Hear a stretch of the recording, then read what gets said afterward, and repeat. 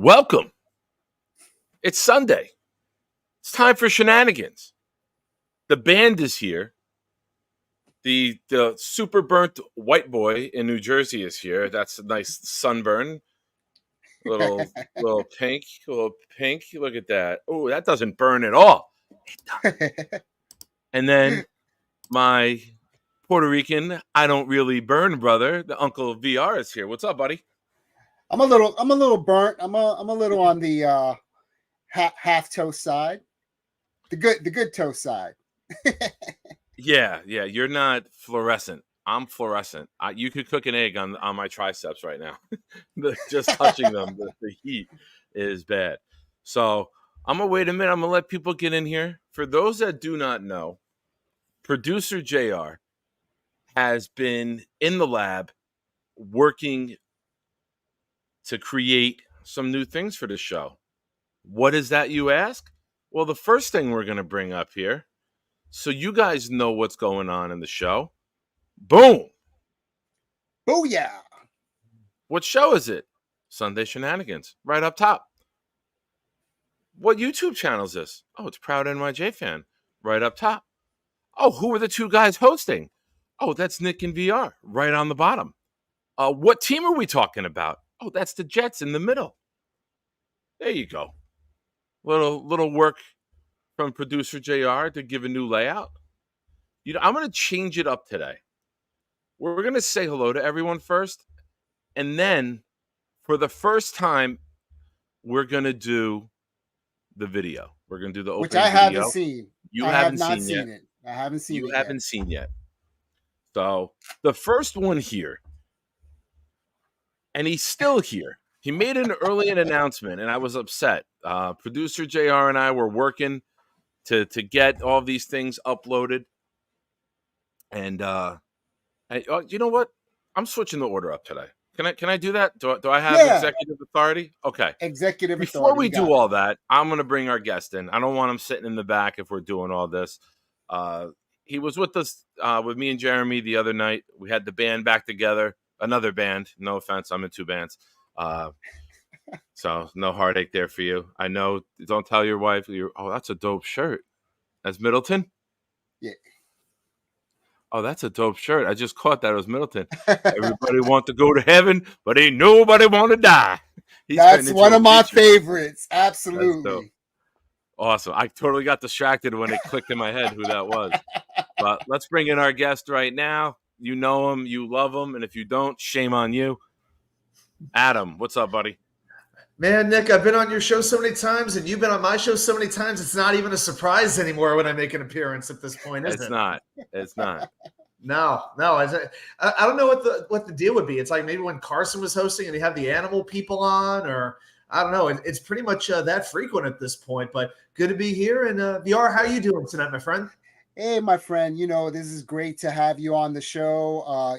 We've always been in the chat together, Green Bean Show, some other shows, your show. Great to have you on for the Sunday Shenanigans. One thing I wanted to point out, though, why is Nick in the day MetLife game and you're at the night game? I just kind of noticed that. Yeah, we're friends, but we never agree. We never agree with anything. I noticed his stadium's empty and my stadium's full. Yes. There's a little discrepancy going on there. So. Actually, it's funny. I believe that Nick's picture actually comes from an actual Jets game. That might have been during the COVID season. Now that I think about it. Yeah, it is. This is actually the photo that the Jets shared when they redid the field last year when they put in the new turf. And they had the Legacy logo at midfield, so I just saved it. But when I did that, I didn't realize I'd be blocking the logo. But it's there. But I like it. It's better. Some of the darker things mess with the hats and everything. I feel like this is just better background to use, a lighter background. But let's say hi to everyone in the chat. David, happy Pride Month to you, David. I know you are a big fan and you celebrate and you wave your flag proudly. No judgment here. So kudos to you, Dave, for taking time out from your parades and celebration to join us. Yeah, today. happy Pride Month. Yeah. I don't even know if there's bigger news tonight than this right here. At 7:21, Bobby said he's tired. At 8 o'clock, he's like, F this. I'm down. Exactly. You got a second win. I'm going to be here. That's it. Bobby's here. The fastest growing Jet content creator. He's doing Giants. He was a Giants fan. No growth whatsoever. He becomes a Jets fan, and the show is skyrocketing to the moon. He's gained over 100-something subs in a week, and it's the place to be. Jay Quest, what's up, my man? Yeah, My dude. Bobby, don't go live during my show. Everyone would leave. Boomtown is here. And for those of you new to the show, we do a thing at the end. It's like the old Opie and Anthony show called What Did We Learn Today? So Boomtown takes the best notes in the business. He's like the proud New York Jet fan's secretary. He takes his notes, writes everything down, and at the end, he comes in with 4 or 5 absolute gems. Adam, you know, when you talk for 2, sometimes 3.5 hours we go on here, you don't remember everything you say. Boomtown remembers everything that gets said, and he will bring out some fantastic nuggets. So Boomtown's like the archivist of Jets content creators. I guess that's what he would be. He's really the archivist. Nice. And let me just say this too. Boom came out with a all 22 Jake Asman as Maniacs list with a review for each person for the whole team, and it was amazing. It was absolutely controversial. It was a little controversial.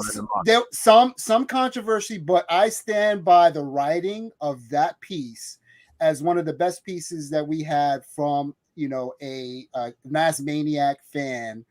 And he has written some other stuff. He's incredible. I just wanted to shout that out for Boomtown. He's awesome. And that is why he is the archivist of the last segment. What did we learn? Nice. Who else we got? We got Addison here, who's smoky toky today. I know today is Sunday. Did Bobby blaze today? Because Bobby said he only burns on Sundays. So we got to get an update there. Alan is here. Be very, very quiet. Alan. Alon, as I call him. And I see what he's doing. He's trying to rub it in about the Eastern Conference Finals, even though his team did absolutely nothing in the playoffs. He wants to go there. That's cool. Be well, Alon. You don't respect my team. I don't respect your name enunciation. Alon don't respect too much of anything outside of the stuff he likes. Bonesy's here. I know it means as happy as we are to see Bonesy, nobody gets happier than Bobby. Bobby would run me over with a car to get Mr. to Bonesy. Me and Bobby have a very good relationship and rapport, I think. And I think Bobby would run me over with a Mack truck if he could get to Bonesy to hang out with Bonesy. That's how they love one another.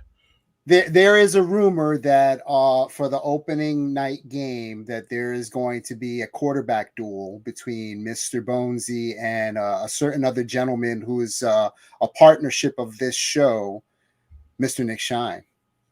I don't think it's a competition. I think he just wants to see me throw. I don't think he wants that smoke. I love Bonesy, but I'll light him like a blunt. He got no chance. Oh, okay.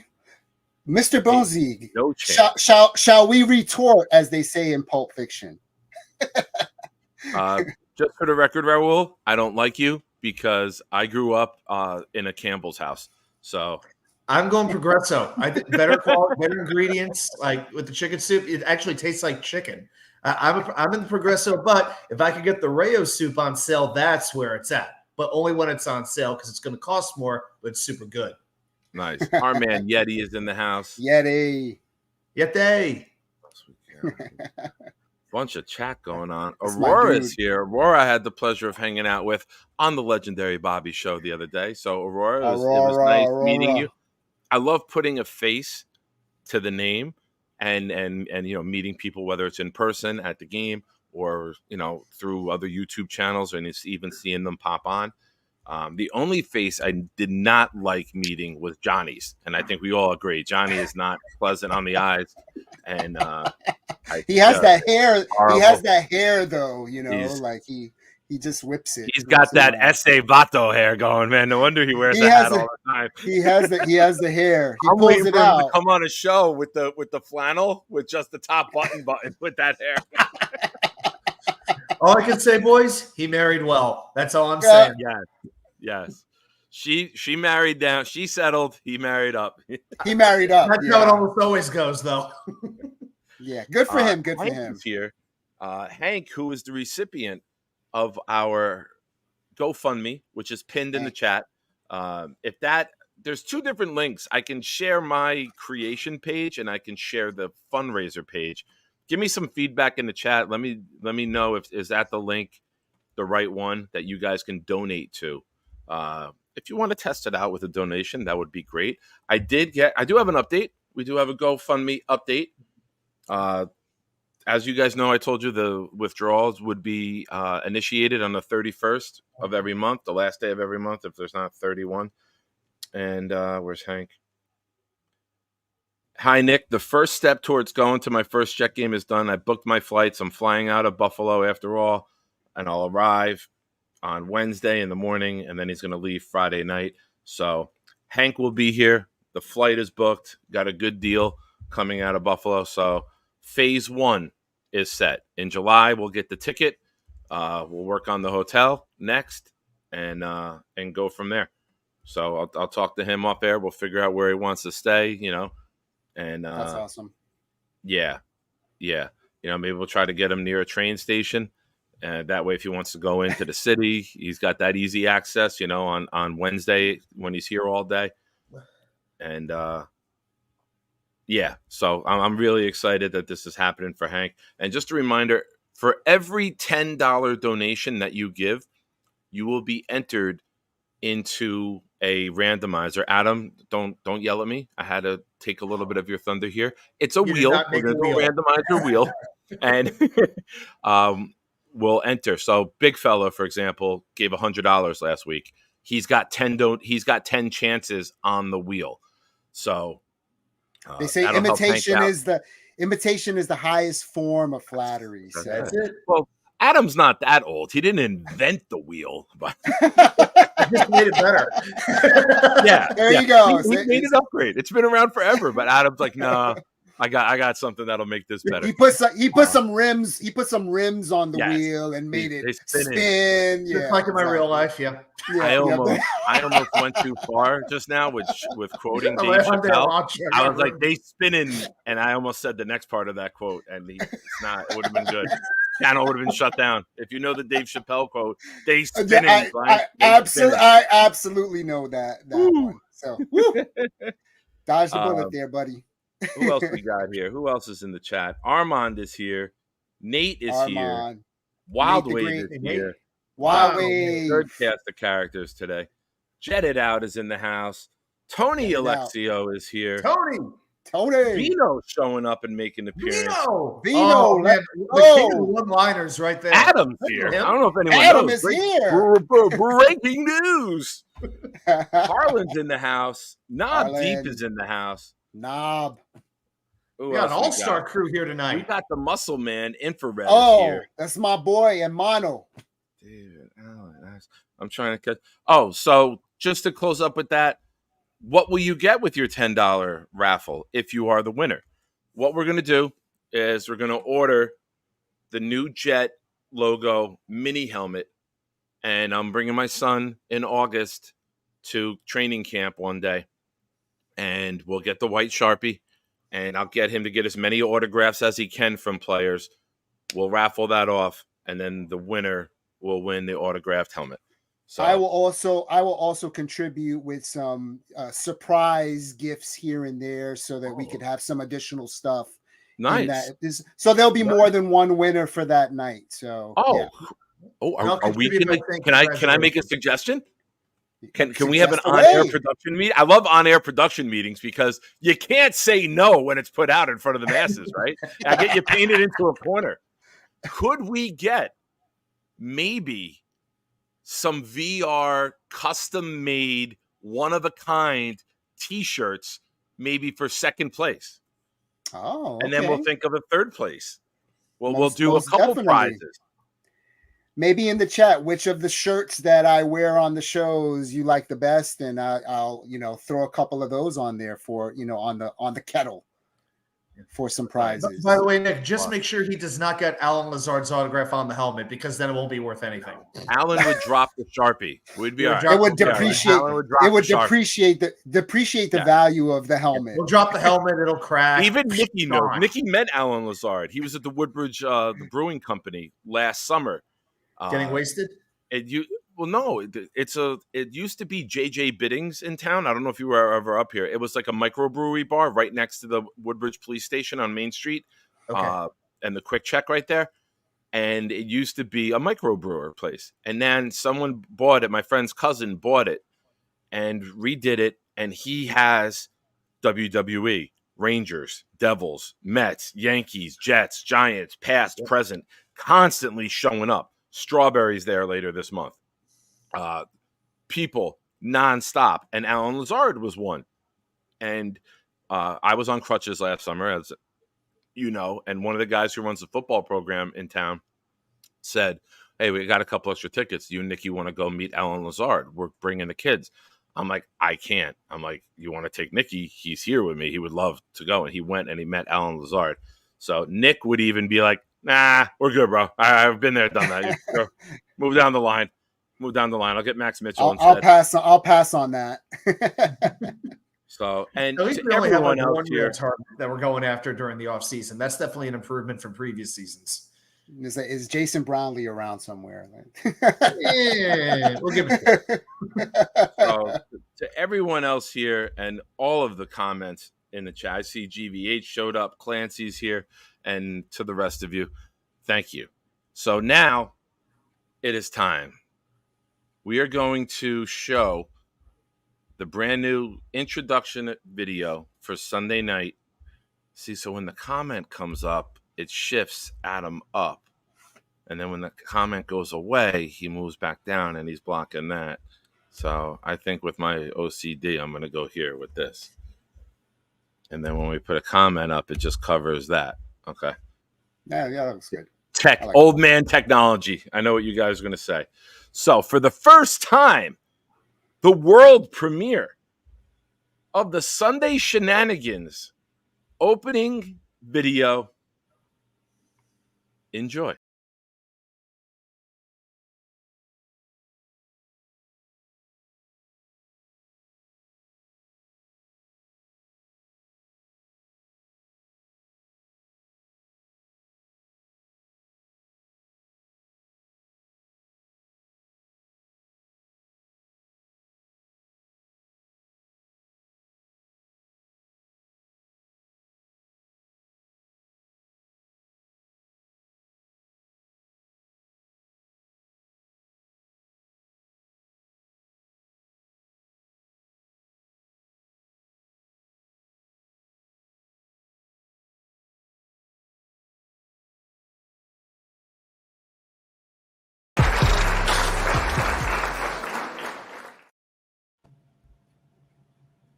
I like it. Very nice. Shout out, as always, to the great producer, JR. The layouts are here on the screen, put together by him. The video, great work as always. Great work. A+ work. Chef's kiss. There you go. Yes. So, if you're looking at the bottom of the screen, you see the handsome faces of myself and Tio. And then you see the Jet logo. Now, I know what you're thinking. Well, is that how it's going to remain the entire show? And that answer is no. We have options. What options do we have, you ask? Well, if we do the word association segment, we got word association. If one of us breaks off into a rant time, we have that. And the biggest part of the show here in the off season, the list. So you'll be able to skip through, find out what segment you want to watch, and then fast forward to it. So I will leave this up here. And Adam, as our guest this week, we present our segment idea to our guest, and we tell the guest, hey, you, not only are you going to come on and be a guest, but we need you to put your brain to work and tell us, what type of list would you want to do? And go ahead, tell everyone what the list is this week and how we'll be doing it. Well, folks, tonight's list is going to be the most successful jersey numbers in the history of the New York Jets. If you've seen my show and you've seen me do some of these different wheels, it's almost as depressing as doing the head coach wheel or the quarterback wheel. There are not a whole heck of a lot of numbers to choose from, as I'm sure these two gentlemen figured out when they were doing their lists as well. So what we're going to do now, nobody knows each other's criteria on what we consider the most successful jersey numbers. You all are going to have your own. We're going to have ours, but we're going to do it snake draft style. So I think what that's going to mean is I'm probably going to go first, then the next person, then the next person, then whoever takes the third pick will also go fourth, and then we'll go backwards, just like you would in a typical fantasy draft. So we'll have 15 picks total, and let's see where we go. I'm doing more production now. I switched Adam over to the other side to know what side we're starting on, so there's no confusion. But yeah, Nab, you're right. If I'm getting organized, watch out. You know, I got to get all my ducks in a row because there's a lot of new up-and-coming competition on YouTube. And when you have the great Bobby out there, I got to make sure that I'm staying afloat. You know, Bobby's taken all of Jets content creation over right now. It's great watching him grow. So I got to stay relevant. He's filling in the gaps. He's filling in the right? gaps. Yeah. There's great new competition out there, which is fun. Bobby Midnight is the best up and coming show on YouTube in the past week. It's great. It's great. Yes. Bobby is a force of nature. And I love no nonsense Bobby. Hey, it's my show. It's my show. He has no problem saying that. I love it. Bobby is the warden of his show. By the way, there's no Bobby audio, is the warden. Cover, there's no remixer. That's just me going to the high pitch, Bobby. That's like a step away from the Barry Gibb talk show. This is my show, and it's a no nonsense show. Well, he'll tell you very quickly that it's his show, and he doesn't like to type. He likes to talk. And that's what the show is all about. And everybody gets a chance. But when it's time for him to talk, he shuts it down, brings order to the court, and let's do the show. That's awesome. Nice. A happy Bobby is a happy world. It's a happy life. It's all about Bobby. All right. So how we're going to do this, Adam said we're going to do a snake style draft. Now, like Adam said, we could all have different criteria. You might want a number that's had multiple players wear it successfully. You might pick a one and done and just say, that's it. That number was given out, one and done. You might say, I'm looking more towards the future, and this might be a number that no one else will wear again, in my opinion. So you can have a little bit of a prediction in it. It's all up to open interpretation. The list is opinion-based, and I'm sure everyone in the chat will agree. There will be no disagreements, there will be no critiquing, and there will be no criticisms because you are the most agreeing bunch of people on the entire interwebs. So, Adam, with the first selection in the successful Jets jersey number draft, I'm not saying that more than once. That just got that is too much. I got to wipe the computer down. A lot of spit came out on that one. Suffer and succotash. Oh, boy. What number do you select? All right. So to me, when I was going through this, I didn't want to necessarily go with a one and done to start. Now, there's certain players who have certain jersey numbers where they're retired. It's iconic. That's it. But with the number one pick, I wanted to go with a number that had seen very good success for multiple players. And to me, there were only two numbers that were worthy of it. Only two. But to me, I am going to go with a number that only 11 Jets have ever worn. But you could say about 4 or 5 of them were legitimate, really good players. The number I'm taking, first overall, is number 24. Now, think about this list, guys. Johnny Sample played for 3 years with the Jets, won a Super Bowl. Freeman McNeil, running back from 81 to 92. The next one after him, Ray Mickens, very good slot corner. The next one after him, Ty Law. Well, not exactly a Jet, but he basically announced, he gave Revis the notice he was going into the Hall of Fame. And speaking of which, right after that, Darrelle Revis from 2007 to 2016 with a little bit of an interruption there. Basically, nobody will probably ever wear number 24 again. Nobody has worn it since him. So for me, number 24, absolute number one pick. All right. I like it. That would have been my choice as well.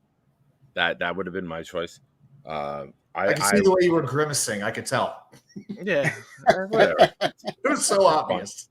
Well, I like that you stayed true to your article, because when I searched up Jets history of numbers, your article from greenbeanjetsfan.com years ago came up, and you have your point system. Yes, I did have a point system. I did. Oh my God, you did a point system. This was, where's the date? Oh, that's an ad. Close this stupid ad. June 14th, 2022 by WA2K. That sounds about right. Now, I am one of the same mindset. I want to take a number that multiple players have worn with some degree of success, some greater than others.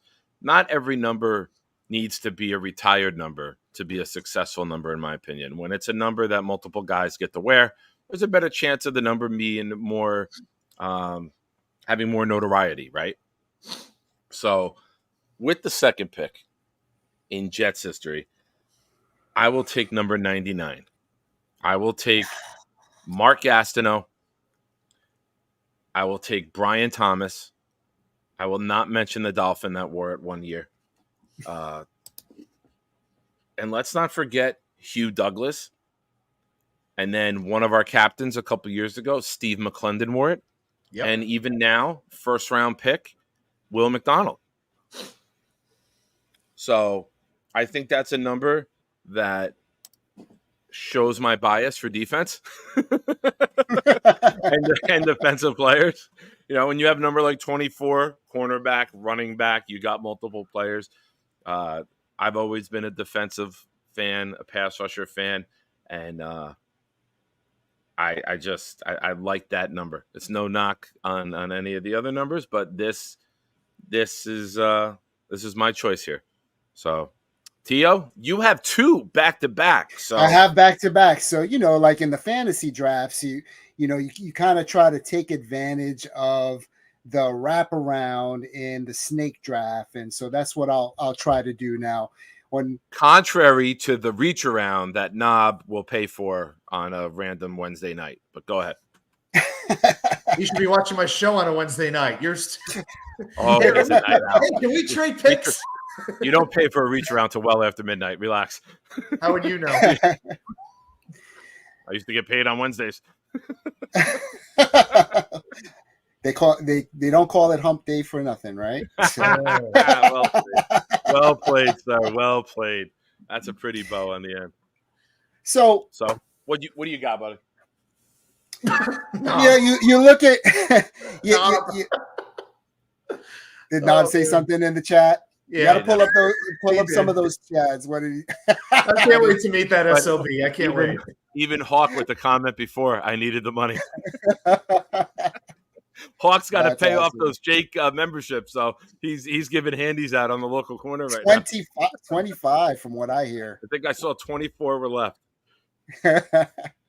So I'm gonna define success in a different way. Obviously, I feel that we would be remiss if the most famous number in Jets history was not picked amongst the first, couple of draft picks in the draft. So the first number I'm going to start with is number 12, which is Joe Namath.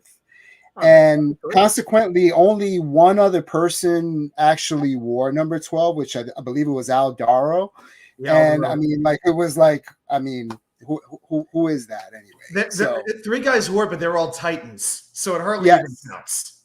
Yes, exactly. So you know, for the nostalgia, for what it means for this Jets organization, for what the number stands for, you know, I want to say consequently, it wasn't retired until 1985, if or thereabouts around there, which was kind of surprising since he left the organization for the Rams in 1976.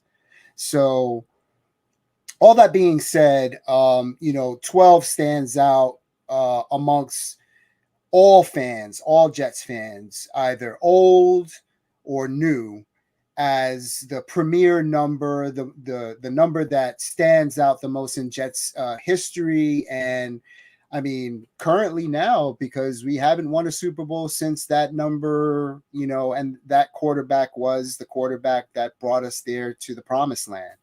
So that's going to be my first number.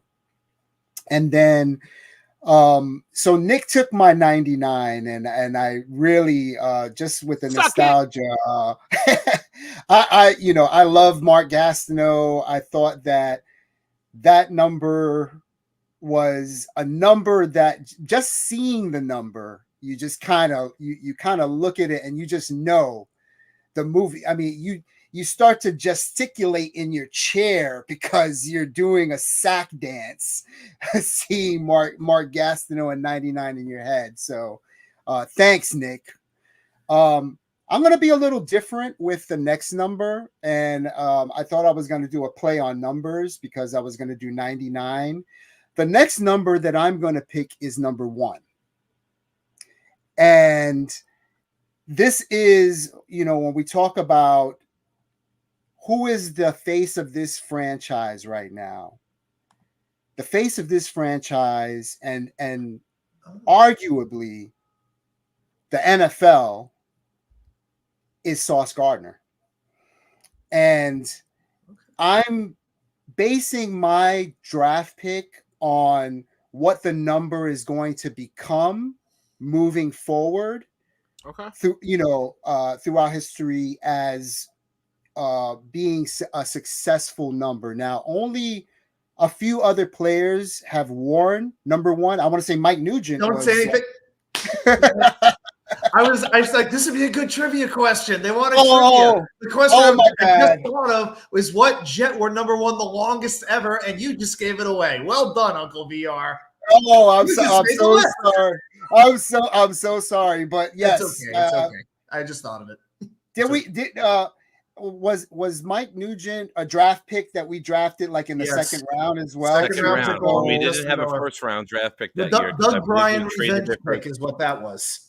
We traded our first round pick for Doug Jolly that year, right? The Raiders tight end. So our first pick was in the second round, and our first selection of the draft was Mike Nugent in round 2. Thank you, Terry Bradway. Thank you. It's the pain moment right there in that draft. So so I'm gonna go with number 1. I wear it proudly. I have God knows how many jerseys already of I think I have them of every color, and last year's uniforms, and now back to the nostalgic uniforms again. I had to like buy a bunch of them in each color as well. But I think that number, the way he wears the number, you know, he's this tall, lanky, tall drink of water, just kind of the way he presents it. It's like a beautiful thing to see on the field. It really presents well too. So, I mean, overall, that's what I'm going to pick. Not a bad pick. And I want to welcome Genergy, a new subscriber to the channel today. I picked up a couple subs on the Bobby Show today. That's why Bobby's getting so much love, because content creators helping content creators grow is a beautiful thing. Beautiful thing. So if you haven't already, number 1, shame on you. Number 2, search Bobby Woodruff, WOODRUFF, and go join Bobby's show. It's a lot of fun. He's basically doing what Baba Booey and John Hine did. He's doing the wrap-up show. He's doing the Jake wrap-up show every day. I don't know if he's said this, but that's what I see looking at it. I see the wrap-up show. So yeah, and it's a nice hangout.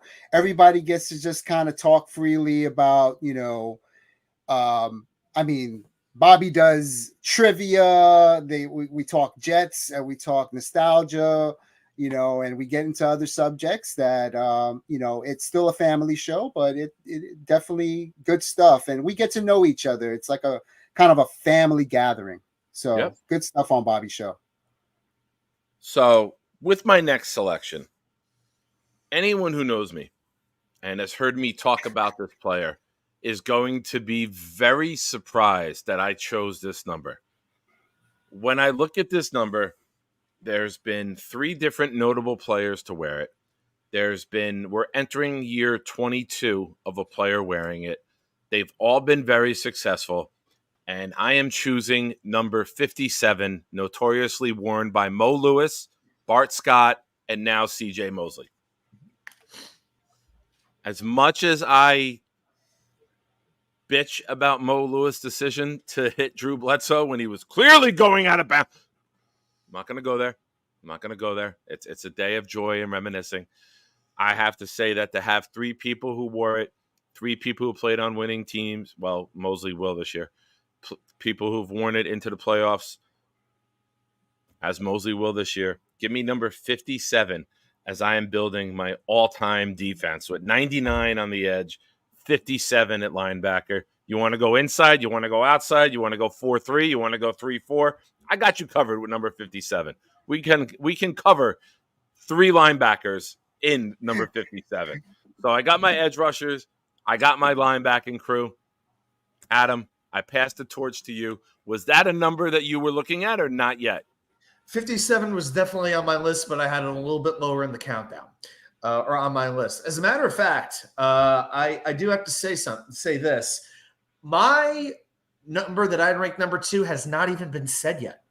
It has fallen. This is the Aaron Rodgers of draft picks. There's no question about it. So for me, Nick, I know you love your defense, and you know I love defense as well, but I love special. I'm not going special teams. Just kidding. I know you're expecting me to go like a long snapper at some point, right? No, but I'm actually going to go with a number that, like number 24, has been successful for this franchise for both offense and defense. Now, this number, I'm going to point out, has had only 7 players ever wear the number.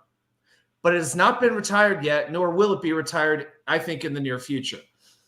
But I'm gonna mention there are 4 very notable, at least 3 very notable players who are with this franchise for a long time, and the number was even in use last season. I'm just gonna throw a few names at you. Larry Grantham, he made 8 Pro Bowls as a linebacker.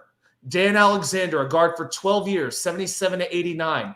DeBrickashaw Ferguson, we like him, 2006 to 2015. And in the last few years, Connor McGovern, a very steadying presence at center, which we lacked ever since Nick Mangold walked away. Number 60 is my second pick and the 6th overall on our list.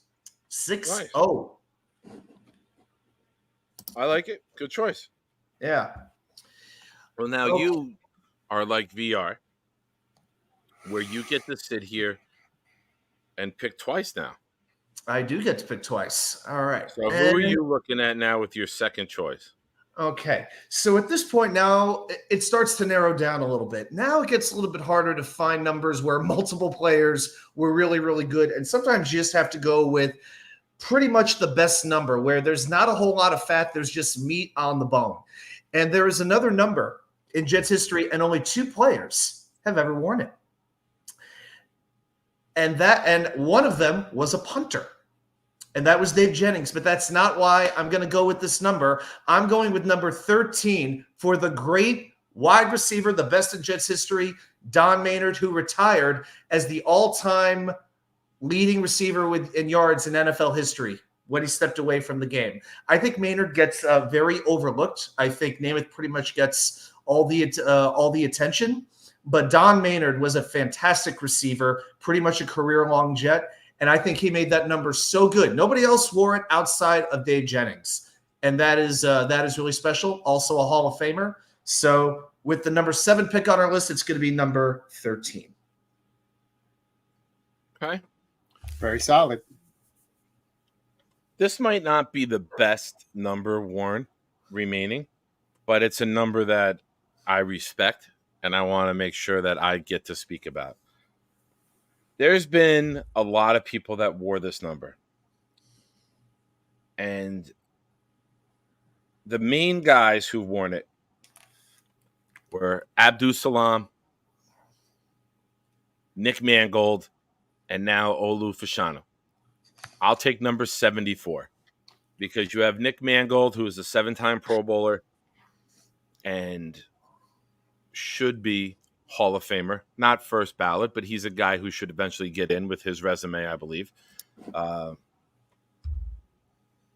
You got Salam, who was part of the sack exchange. And then now you have what could be, I'm not putting any titles on him yet because he hasn't earned it, but you have a guy who has the potential and the draft selection of hopefully turning into a franchise left tackle. So if he can be what we think he can be, and you're adding that to the previous guys to wear that number, I'm fine with having that number be my first and maybe only offensive selected number. Excellent pick. Thank you, sir. Absolutely. And Theo, now we're over to you for 2. And just, I don't know, at least in my opinion, I mean, that is a number that I thought that possibly should be in the Ring of Honor and, maybe retired. But, Fashanu, if there's anyone that's going to wear the number, Fashanu, I think, is worthy of it. So, It's just real quick. It's very weird with retired numbers with the Jets because they will take a number out of circulation without officially retiring it. Like we know Namath, Maynard, Klecko, those are retired, but guys like Martin, Mangold, they'll take them out, but they haven't had official ceremonies for it. So to me, there's a big difference between the Ring of Honor and retiring the jersey. So right, and so and that's a great segue into the number that I'm going to pick next, because the number that I'm going to pick next is number 73 for Joe Klecko. And, for obvious reasons, he just was, enshrined into the Hall of Fame. Thank God, finally, he was enshrined in the Hall of Fame. And the memories, the amount of work and talent that man had, in the sack exchange and playing 3 different positions, the number is worthy of being one of the most respected and best numbers of the list. And so for that reason, Joe Klecko's number 73. There's, I think there was one other player named in 1996, for some reason or another, David Williams wore the number. I don't know how. It was the situation that you mentioned where they took it out of circulation without like officially retiring the number. And I remember going to a game and all the fans booing. It was like a Jets-Giants game. And all the fans booing when they saw that player go out on the field with that 73 number in the Meadowlands. It's like, it was ridiculous. David Williams was best known for when he was playing with the Oilers, refusing to play during a weekend when his wife was giving birth, and that became a whole fight. Like he was on like Eye to Eye, all the news channels. That's what he was best known for. And then he came to the Jets, and why? Did he basically say, "I need 73 to come to your sorry offensive line"? I mean, because that was during the Kotite years. And also in the 90s, in 99, Supele Malamala wore it in 1999. Oh, did it? Okay. Yes, yeah. He did. Yeah. Yep. Yeah. So, I have no idea why they allowed that, but tell me why. That was a travesty. Tell me why. Ain't nothing but a mistake. All right. Now back to your previously scheduled program. All right. Stick to our night jobs. Mm-hmm. And then bringing it right back full circle. I don't know if anyone has mentioned this number yet because I'm not writing anything down, but I'm going to go with. I'm sorry. Refresh my memory. Did anyone you. pick 28 yet? Nobody picked 28. Curtis Martin. You know, I mean, it's just really, really obvious. It's a number that should be mentioned regardless of who else wore it. You know, in Jets history, Curtis Martin was one of my favorites. Probably at one point or another during that run was one of the top 10 most bought jerseys. You know, during that run, you know, with Bill Parcells and, you know, and that team. So, I mean, you still see fans wearing number 28 in the stands. And I mean, the guy is just gold. I mean, he's just humble. He's a you know, a great representative of the Jets. And that number, you know, is another number that just screams out the winning times that we had, you know, during that period of time, and the memories that go along with seeing that number go in and out of, you know, cutting into a hole and breaking down the field for touchdowns and things of that nature. So 28 is my wraparound number, and I think it's a great number. I'll just give a quick recap real quick because we've done 10. We have 5 more to go. 5 more to go. Yeah, just to go real quick. Number 1, I picked 24. Number 2, Nick went with 99. With picks 3 and 4, VR went with number 12 and number 1. Pick 5, Nick took 57. Pick 6, I took 60. With pick 7, I took 13. With pick 8, Nick took 74. And now with picks 9 and 10, VR takes number 73 and number 28. And the ball's in Nick's court. I only got 2 more choices, and I'm not going to be able to get 3 of the numbers that I wanted to get. I'm going to go with a number that has been worn by a lot of players. And in my opinion, 2 of them have been above average players at their position. And one might be on the verge of being the best in football at his position.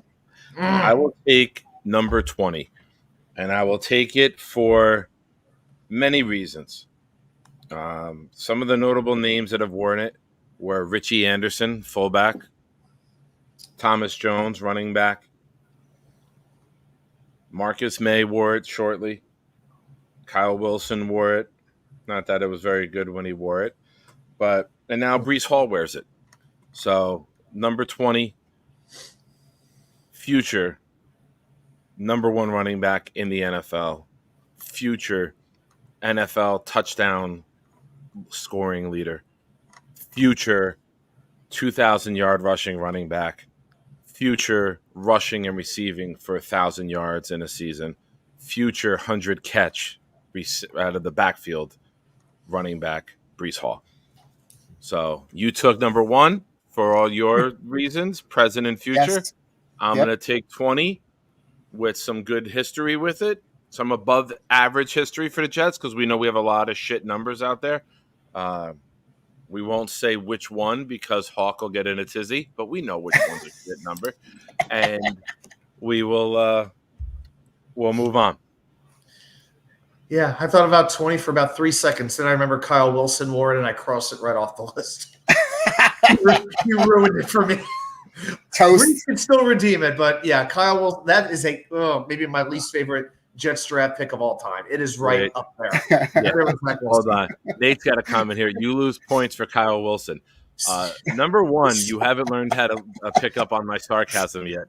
Number 2, Kyle Wilson was so bad that it actually moves that number down to a 19. All right, Adam, over to you.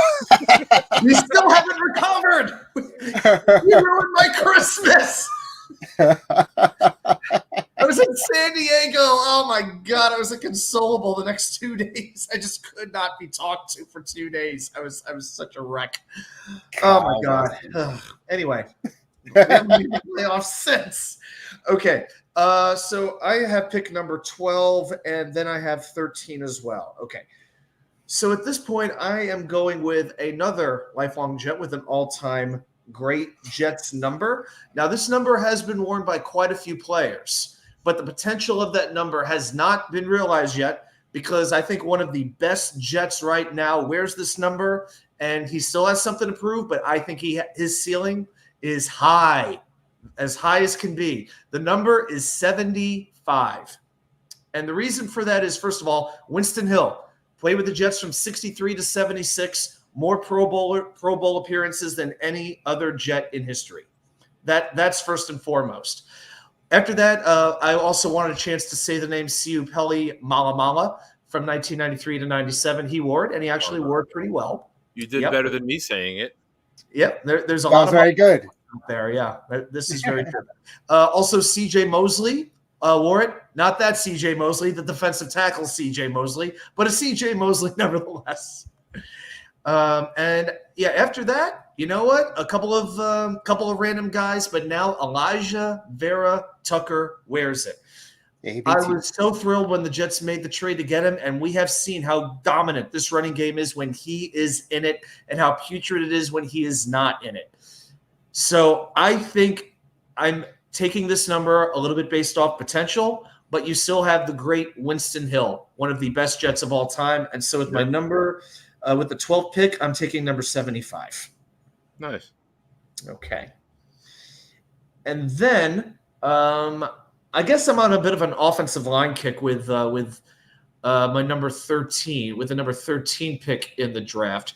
Now, this is a jersey number that has seen quite a few players wear it, and quite a few players have had, I'd say, a very reasonable amount of success with it. Now, Nick, we did a wheel the other night. You remember it. You were there. Do you remember who finished number one on that wheel by any chance? I'm putting you on the spot. If you don't, it's okay. But do you remember an offensive lineman? Was it Grantham? From the old days? Powell? Grantham? It wasn't Grantham. He was a linebacker. Lance Mel? Same initials.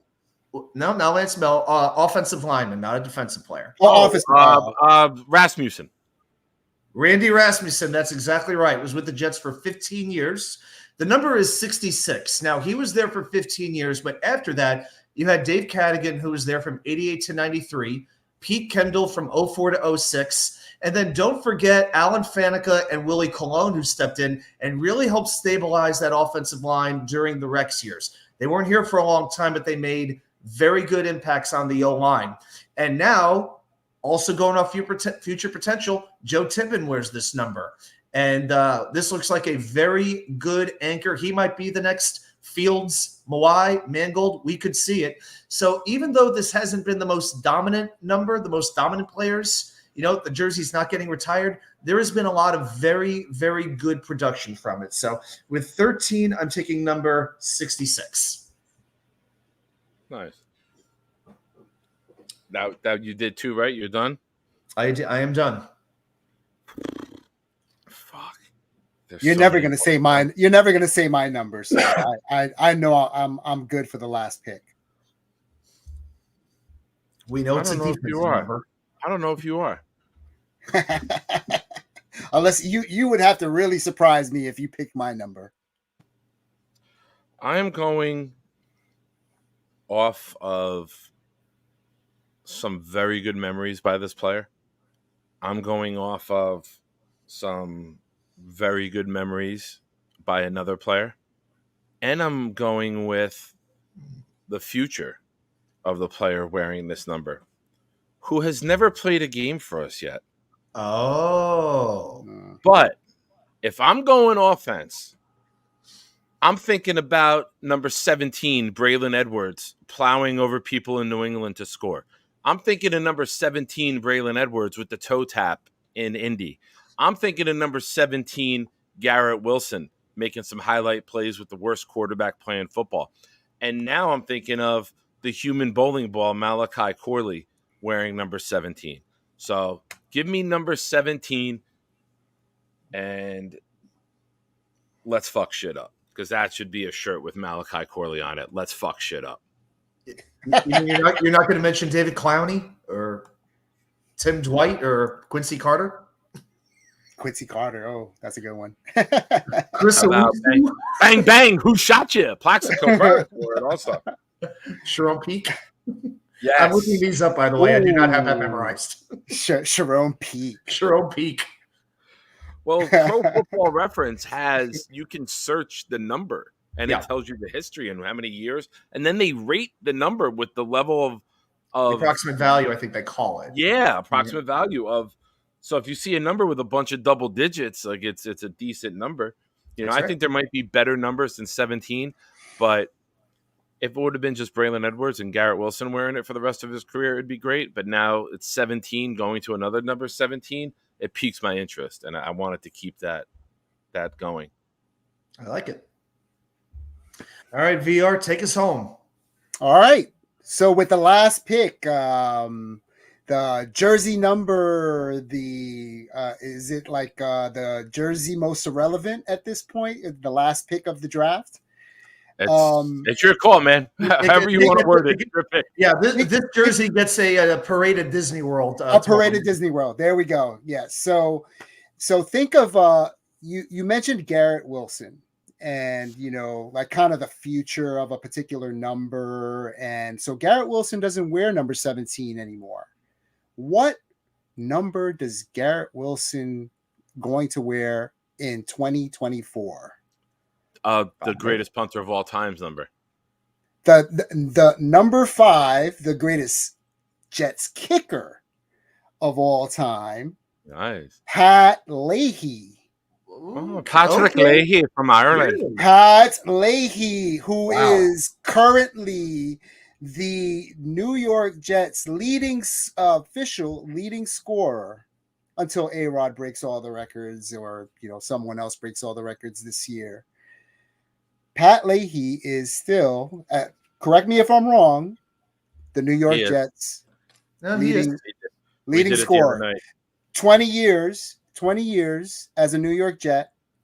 A lot of memories, in the 80s and into the 90s of me watching him kick kicks, game winners. Very, he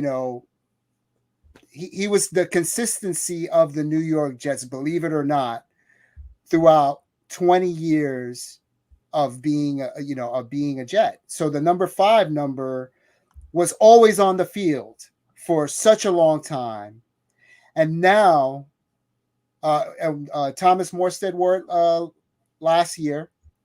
So you know what he did last year. And now Garrett Wilson is going to take that number 5 and he's going to bring it into the future. And 5 just looks so clean on a uniform. I like single numbers on uniforms and number 11s. So that would have been my B pick, number 11. But okay. Wow. But 5 is my last number, and it's all due to the historic. Yes, the historic Pat Leahy, and now Garrett Wilson, and that's my story, and I'm sticking to it. Wow, I like it. I gotta admit, I'm surprised that one did surprise. That one I didn't even have listed.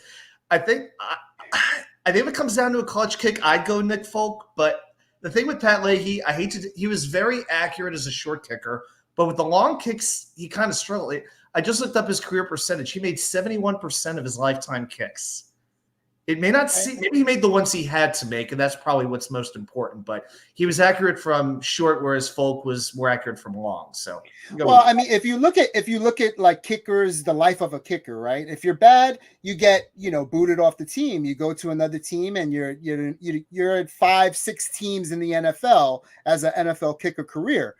Pat Leahy stayed with the Jets for all of that time. He had to have been doing something right. Yep. I remember him lovingly through the 80s and the 90s, and you can't be the scoring leader without scoring. So Pat Leahy's my dude.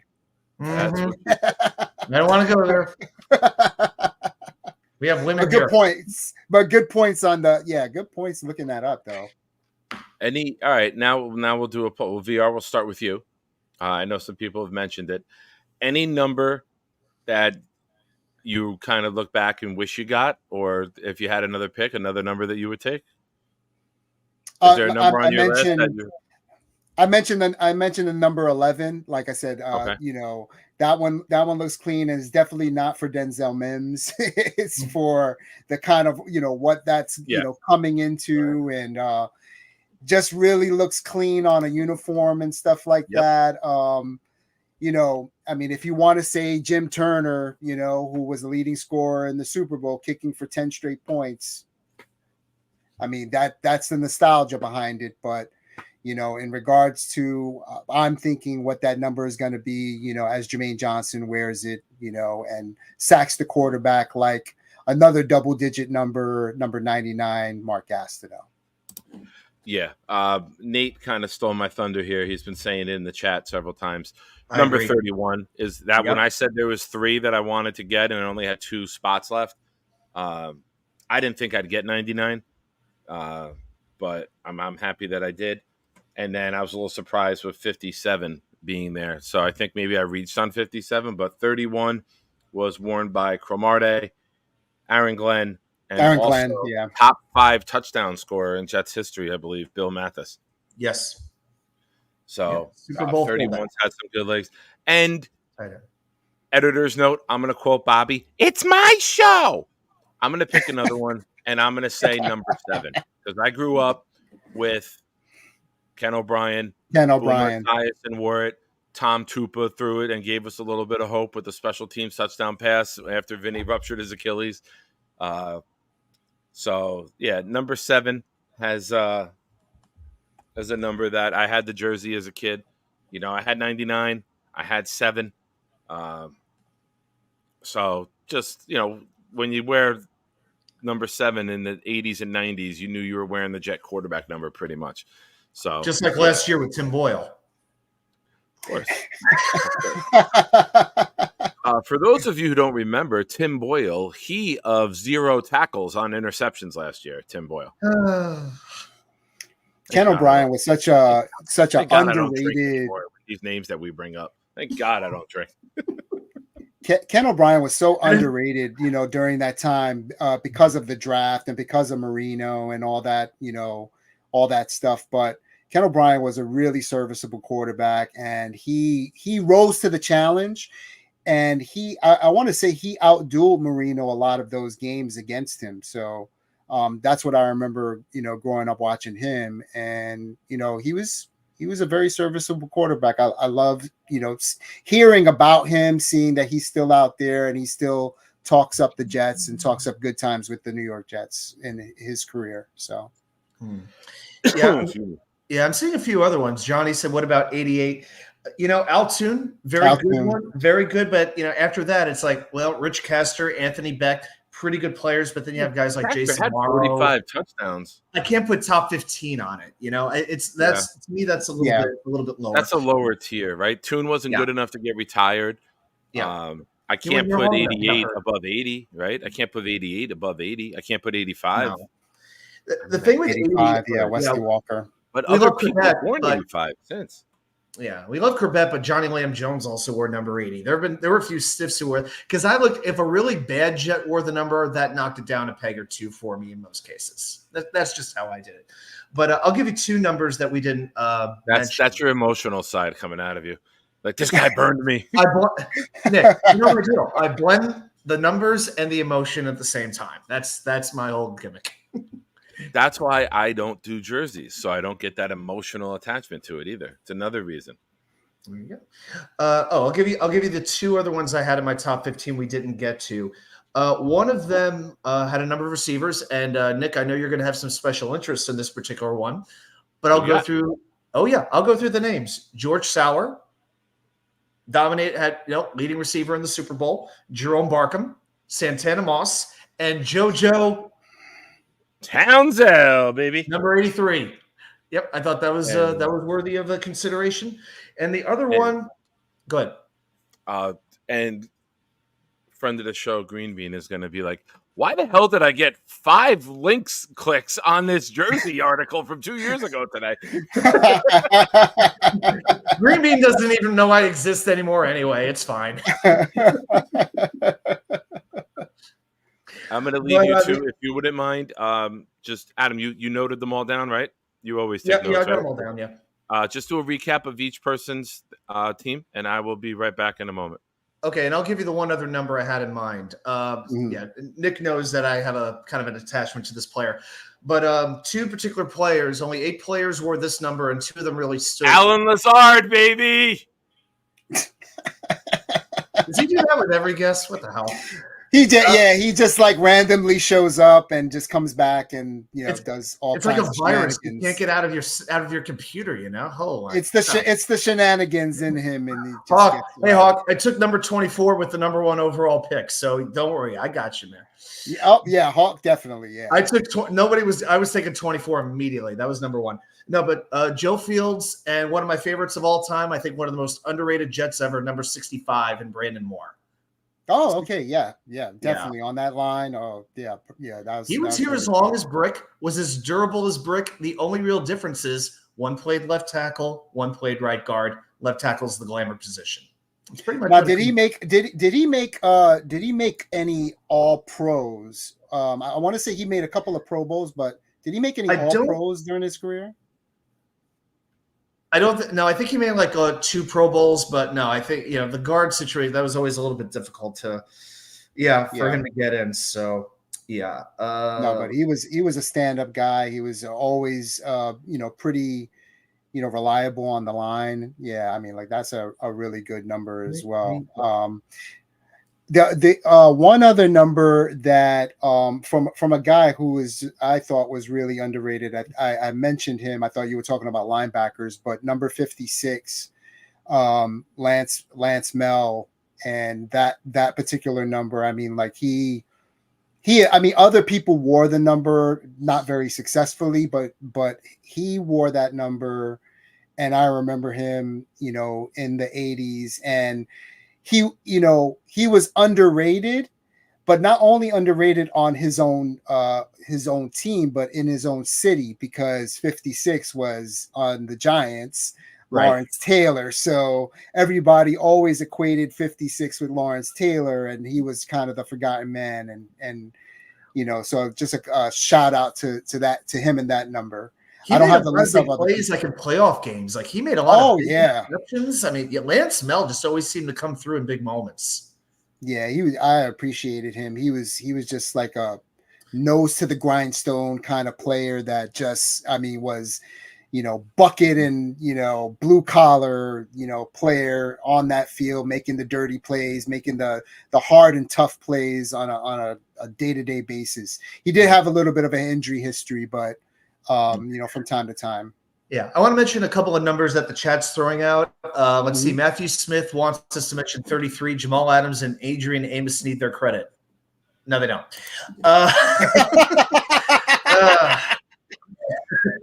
They really don't. Bobby Woodruff mentioned Wesley Walker. I really did think about 85. Like that one just missed. Also, Rob Moore was as well. I feel like 85 and 88 are kind of on that same wavelength with Walker and Tune. Right around Ring of Honor level, but not quite enough, because I feel like you need like another player on that level to take it over the top. Because the numbers that I was looking at, you had like at least 2 Jets who are on that level. So that's why I didn't consider that. Johnny mentions 89. Hey, I love Jerko Kotri as much as any player. Top 5 favorite Jet I've ever had. Oh, yeah. Very underrated player. Not there. Yeah. Just not on that level. Hawk says 21 is a sleeper. Aaron Beasley. Good Aaron Lord. Beasley. Ashton Davis, Marcus Gilchrist, Frank Gordon. Dude, are you just going to Wikipedia? you do mention a good one in Victor Green. All right, LaDainian. That Victor Green was the one that I remember. Yeah, I mean, Victor Green had a pretty decent career, but he wasn't like a Pro Bowler. Chris Johnson, CJ, more like CJ. Let me clarify this with Hawk. Hawk needs clarification. He didn't type 21. He's such a Zach Wilson fan that he hit 2, but his fat finger accidentally hit the 1 next to it. Hit the 1 next to by it. accident. Okay. And he was like, Aaron Beasley wore number 2. These are 21s, though. Oh, that explains it. That tracks. That explains it. I have a Jersey trivia question. Oh, boy. Bobby, by the way, you can this number up. What's up, man? Nobody brought this number up. And I found this quite interesting in my research. amongst the interwebs. Interweb. There is a jersey that is not retired by the New York Jets.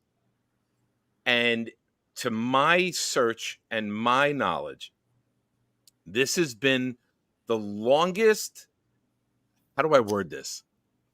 This has been the jersey that has not been given out in the longest time, but is not retired. After a player wore it, it has not been given out. And from my searches, it's longer than 80. Don't you be searching, Adam. I see you looking over to your Tigo computer to the right. I'm looking at the chat. I'm like, Tigo, I'm a one-monitor guy. You were with us that night, right? I asked something. Tigo looked to the right. I was like, no, Tigo, I know that's your Google computer. He was looking up like satellites and NASA. Databanks were kicking on and like at space camp. Oh, my God. I think Jumbo Elliott was 76 when he was with us from that infamous Monday Night Miracle catch, right? Sounds right. He was 78, I believe, with the Giants, but 76 with us. Okay. It is not Dennis Bird. Dennis Bird, his was retired or 90? It's out of commission, but I'm not. See, again, that comes back to the tricky thing about a jersey being retired or not. That's why this is a little bit confusing. It is not number 90. It's not Dennis. It's not number 80. Is it a single-digit number? No. There you go. So between that and the ones that we've selected and talked about already, I've taken about 70 numbers from you. And we found this out the other day. I believe Quentin Copels, for as much as we called him a bust, is a top 25 sack leader in New York Jet history. With like 16 and a half. I swear to God, we did the numbers the other night. We were doing like top 5 sack leaders. Nate was hanging out with me. I forget who else. Forgive me if you were, but we were doing like long-term like all-time Jet categories, touchdowns, passing touchdowns, which is a pathetic thing to look at. I mean that's like Quentin Copels is like that kid who like is in like in the same grade like 4 years in a row. I mean, like he has 16 sacks in like 25 years. That's a pretty good comparison. I like that. Look at Abby Fresh coming in. Abby, Copels love. I see. No, it is not number 19. It is longer. Well, Dennis Bird played before 19. It was an 80s player. Player in the 80s. If I give you another hint, Adam will get it right away. Tio, I'm not sure about you, but I know Adam and I have discussed this player at great length back in our Friday night hangout 6-hour marathon shows. Oh, my. It's one of my favorite players of the 80s. You know what side of the ball he played. If I give you the next hint, you're going to know it right away. I have an idea who it is. I think I do too. Go ahead. It's been long enough. I'll let the chat do it. Yeah.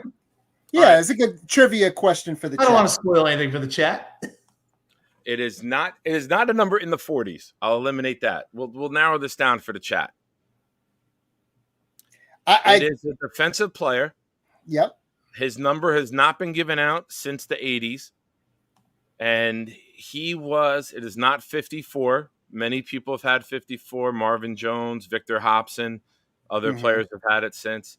It is not 69, as much as I respect the numerology and what that number stands for or lays down for, whatever you're in the mood for. Oh, okay.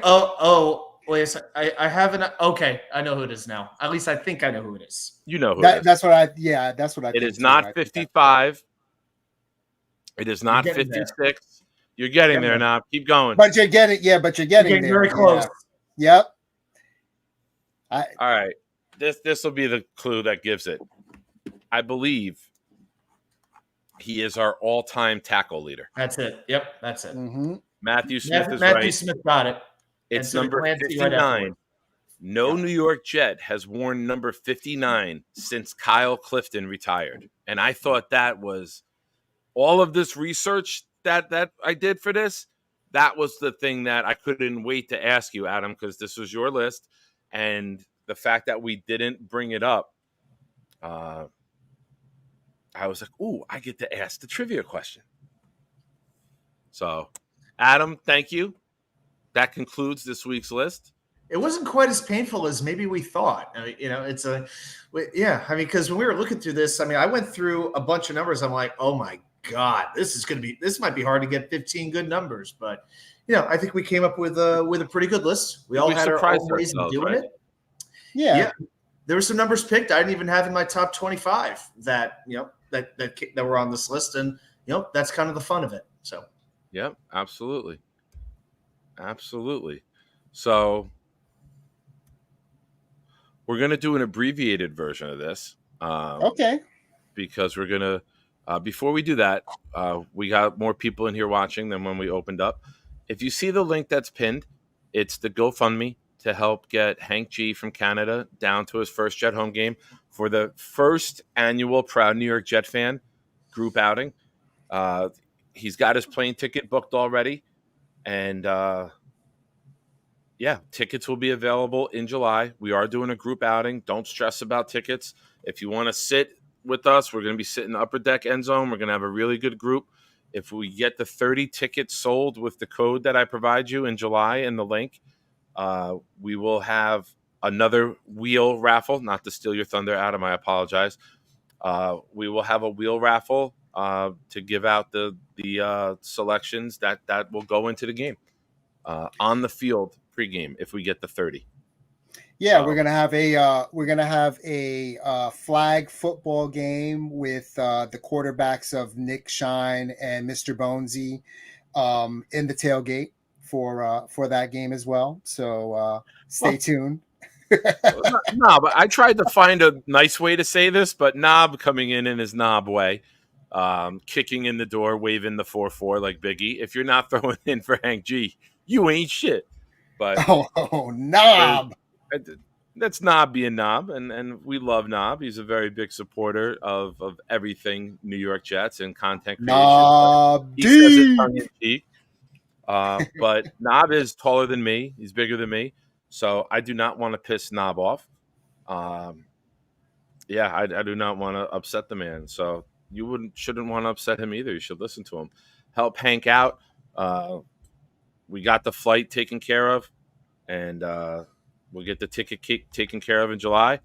And then if anyone else is interested, if we have enough time, if we get it done, taken care of this month, if we get the same donations in June that we got in May, we'll be able to take care of the hotel and the game ticket, and then we can move on to somebody else. So also, while we're here, don't forget, Super Chats do cut the line. Super Chats will get you comment right on air. I know there's a lot of comments coming in while we're doing that, and I'm trying to think and pay attention to what these guys are picking. So please don't think that there was any rudeness being done. And also, joining the channel, becoming a member of the channel, a great way to support the channel and get you access to the Proud New York Jet Fan Discord group. And we are very close to the threshold that I want to get to in the Discord group to start doing the private only Nick shows. There, Adam's head popped up. I was going to say, you go through a little change. You were like, "Ooh, Nick's doing Nick stuff." No, not that Nick stuff. But I thank everyone for hanging out. I thank everyone for supporting the channel and all the different shows and taking time out of your day to hang with us. So you guys are awesome. You guys rock. And don't piss Knob Deep off. So word association. I'm going to throw it out. I'm going to go back and forth to you, gentlemen. And hey!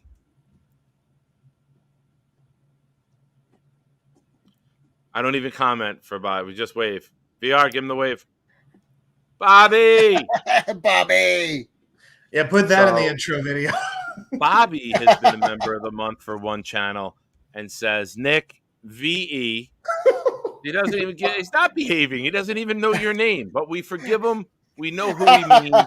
And if you've never heard it before, we all know that Bobby hates typing. So, Bobby, I appreciate your efforts in typing. You are behaving, and we will post the link shortly after this. And he certainly hates typing in lowercase.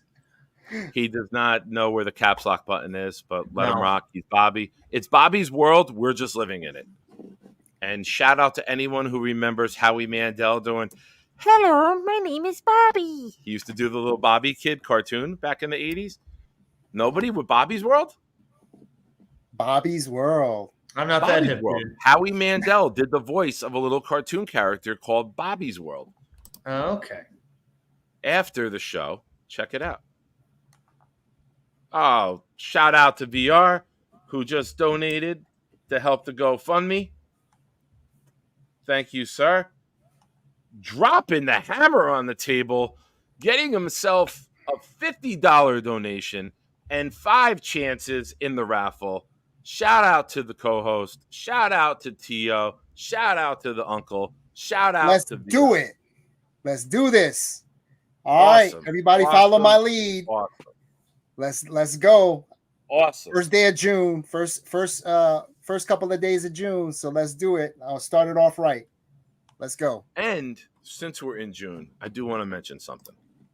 I'm Nick, so I'm going to do this in my Nick way, right? There's no other way. But Bobby, thank you for supporting the channel. Thank you for being a member of the channel. You're the man, and I appreciate We love you. you. June gets a lot of attention for what month it is. And there's companies, corporations, teams, they all do their social media posts. But something that really hits home for me is it's also Men's Mental Health Awareness Month. And for somebody who has suffered, somebody who's been run through the ringer, someone who has a lot of time and effort put in to not only changing my ways in life, but changing my brain, if that makes any sense, and learning how to get through things and learning how to adapt and deal with all of the shit that life can throw at you. I just want to say for everyone in the chat, if you're going through issues, if you don't know how to deal with shit, if you're having a problem, as some of you who already know, and it's not my business to put their names out there, but you know who you are, you can reach out to me. We'll have a discussion. I'll help you in any way that I can, whether it's with alcohol, whether it's with life, whether it's marital. Don't call me, but I'll try. And just know that you are not in this shit alone. I appreciate you guys taking time to watch the Jet channel, but just know that I appreciate you more as people and want the best for you. And I'll do anything I can to help you. And if not, I'll help direct you in the right direction if it's something that a friendly conversation can't fix. So shout out to all the guys out there. Anyone dealing with anything, just know that you are loved and there are people out there who will help you. And I'm one of them. So that's all. And I want to second that emotion as well. No, that's my emotion. You can't take mine. We've talked. You emotion thief. We've talked about this. We talked about sports is just kind of the vehicle that brings this show up, and and it's a nice getaway from the realities of life. However, that being said, reality happens, and we're living the day to day and the emotion and the bullshit and all the different things that that occur, the noise that happens on a daily basis, whether it's traffic getting back and forth to work, or home, and the kids are in your ear, or whatever it is, all these different things. We have different emotions, and you can bring them and you can talk here about it, and we're open to all of these discussions. I've brought up in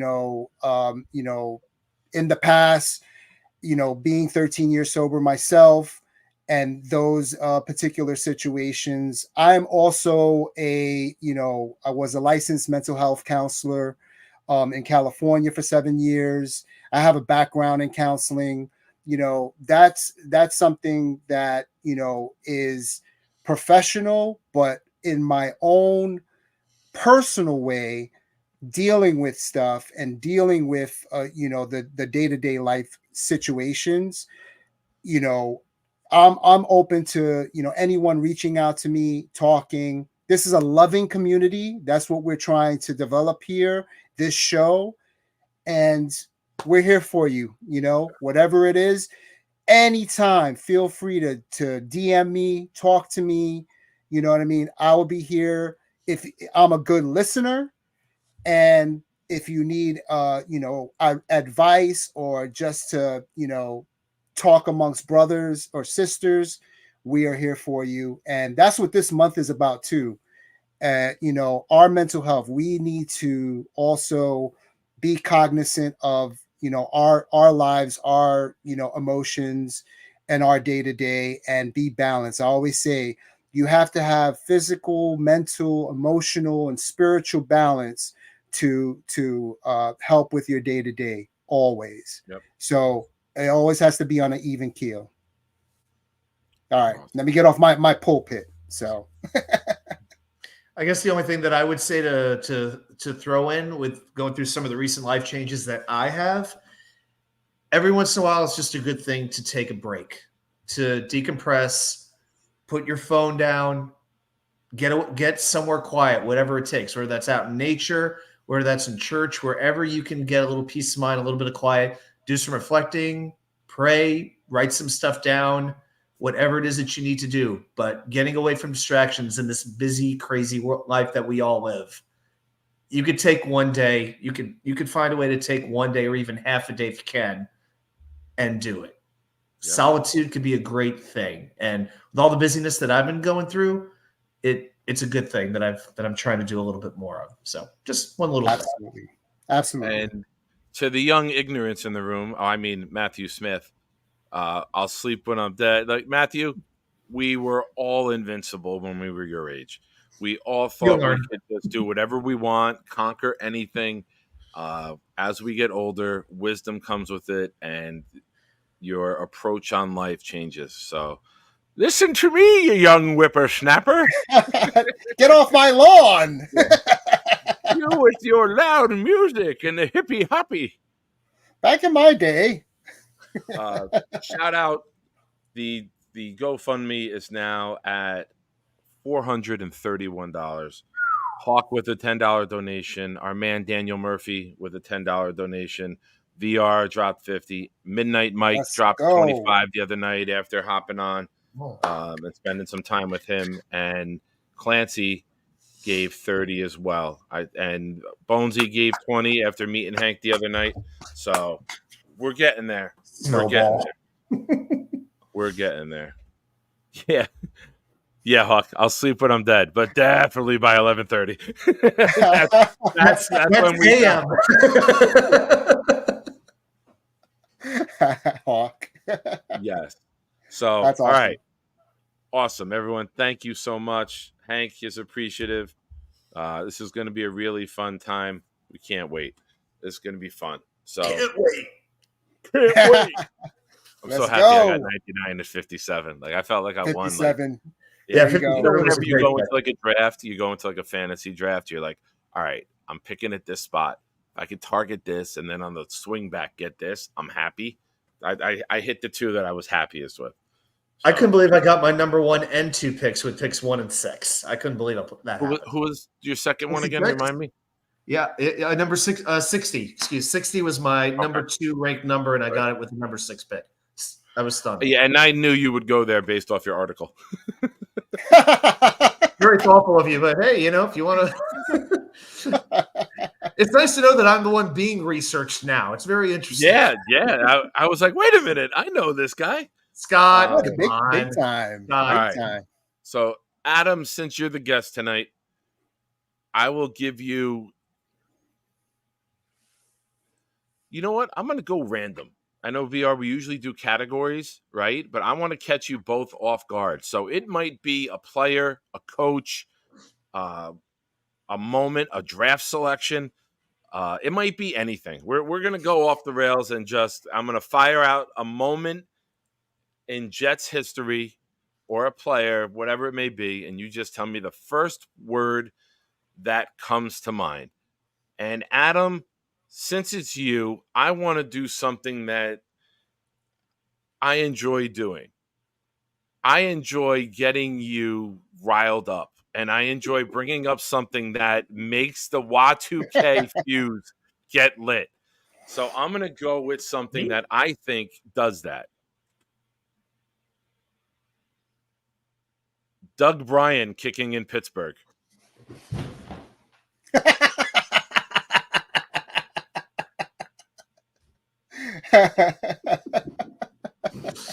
Give me a first word that comes to mind. I'll give you 2 words. Nearly fired. Because as I recall, was that game on a Saturday? That playoff game was a Saturday night. I was working at that point. I was working at the Daily Herald in suburban Chicago. And my boss at the time, I actually just emailed him for the first time in a couple of years, just say, hey, how have you been? He was the most mild-mannered, quiet guy. He's got the same job now that he had back in 2003 when I started working at that newspaper. Had 10 good years there, working part-time. But it was the only time when he yelled at me and told me to shut up. It was the only time that he ever got mad at me because I was pretty much on the floor. It was like, John, I cannot cover this facts about Naperville Central against Naperville North girls basketball right now. We are trying to get to the effing AFC championship game. I said, and as soon as the second kick was missed, I said, John, there is no need to watch this anymore. I can't handle it. And that is my most vivid memory from that game. Nearly being fired at that point. I don't think he was ever going to, but that was the one. I could not control myself that day in the newsroom. Couldn't do it. Yeah. All right, VR.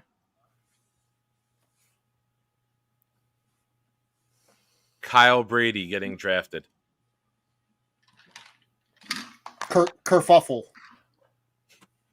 Whoa, wait, what? Kerfuffle? Kerfuffle. I think he combined 3 words there. We're making up new words. I like it. So that was the Warren Sapp draft, right? Everybody wanted Warren Sapp. Everybody was like Sapp. Yeah, Guy with the horizontal striped shirt. Yeah, I mean, like we were in the early 90s. We were just there, just like mouth agape and just like who and what and why do we need a tight end at this juncture of the draft? I mean, it was I mean, like he might have had a decent career, or I think he went to like Jacksonville eventually and carved out a very average career there. But for us, I mean, there was so many needs on that team that we just, it was a kerfuffle. It was like a cluster. I mean, a cluster. That's my word, and I'm sticking to it. Okay. All right. I like it. Hey, it's your word, man. There's no right or wrong. It's the first word to pop into your brain. Only you control your brain.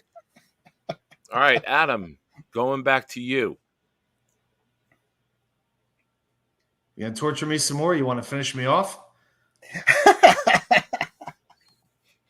I do not want to finish you off. Pass. Because I don't want to fall on the floor again. It's hard wood over here. That's what she said. Thank you.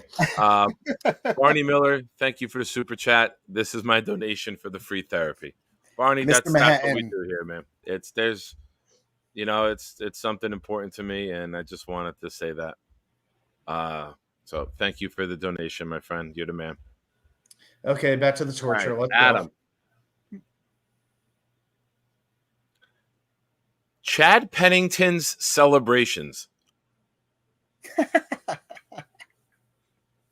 He did? What? I mean, he was the. Go ahead. Like Chad if you was remember a some of Chad's plays, player. I mean, he would give you some good fist pumps and whatnot that I think Cody Rhodes now adopts. I think Cody Rhodes, when he does that fist entrance like that, and my father said, when he does that, I guess I see a little bit of Chad. I've never thought about this, but I think Cody Rhodes is deliberately ripping off Chad Pennington's like fist pump going down to the ground. I don't. One word. I would have went with Goofy. because he did one time where he flailed his arms out and not high stepped, but Like like Eddie he kind Guerrero? of like he did like a weird Viva goofy, la like, raza! He did like the Macarena, but like backwards. yeah. He was not Victor I would have went Cruz. with awkward, goofy. Matthew, I gave you 2 words. He did. I would have Or 2 words. hyphenated this uber white guy and just hyphenated it to get it in there. That's what she said. He did the white man's underbite. It was really, really, but we love Chad. Yeah, that's it. When did he ever do it? Because I can barely remember. I'll send you the video. I'll send you the video right now. Before I do that, let me throw VRs out there. Yeah, based off the last 2 minutes, I doubt we'll ever talk about it again. Barney. Well, I was going to say it wasn't Zach Whiter, but no, if you hear him talk, Zach wanted to talk in a way where he wasn't from Utah. He tried to pull that off. So yeah, Chad, I guess, is pretty much right up there. So same Barney Miller. Chad was the whitest quarterback we've ever had. But I was thinking Zach, but no, the way Zach would talk sometimes, I don't know. Oh, it wasn't a touchdown celebration. It was when he got introduced and he came out as the Jet, like skipping That's side not to a side. celebration. I know. It was an introduction. I'm sorry. Wipe the record clean. I'm sorry. You didn't say entrances. I knew it was in the end zone. I've just always thought it was a touchdown celebration. Forgive me. Boy. What was worse? What was worse, that or Zach trying to do the gritty when he got the touchdown? He tried to do I'm a big hater. I like originality. I don't. Chad doing it is legendary, but I don't like.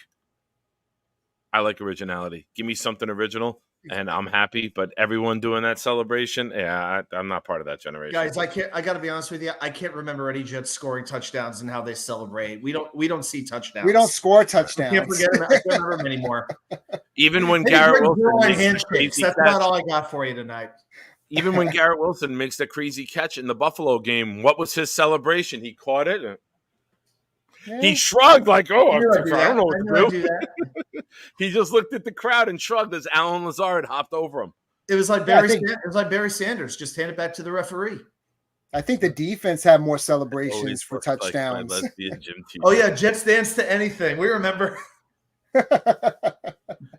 in the Color Rush uniforms. So,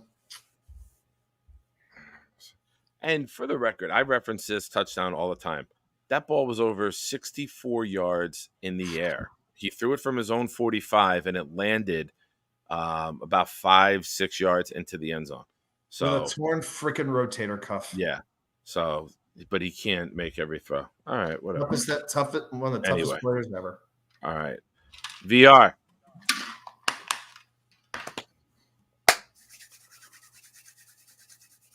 Then Nick, I'm going to give you one too. I think it's only fair.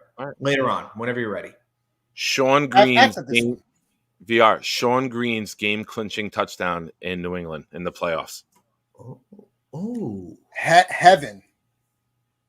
Absolutely. I mean, you have that moment of anticipation where you're like, is this really going to happen? Is this going to be the moment that we get the monkey off our back and we move forward? And then the adulation happens, and you just, the stuff pumping through the green pumping through your veins at that time is just absolutely just riveting and earth shattering, and you just want to run through a wall. And I mean, it's and that's how it all started. Oh wow. Boom and Clancy both putting the same word in there. We went on drugs. That's yeah. Awesome. Yeah, awesome. Yeah, it's nice. Adam, do you have a word for that moment you want to use?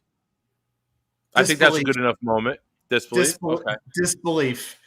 Seeing that we were going to beat New England and go to that next round. Yeah, sitting in my basement in St. Charles, Illinois, with the space heater about as hot as I could get it because it was freezing in the basement that day.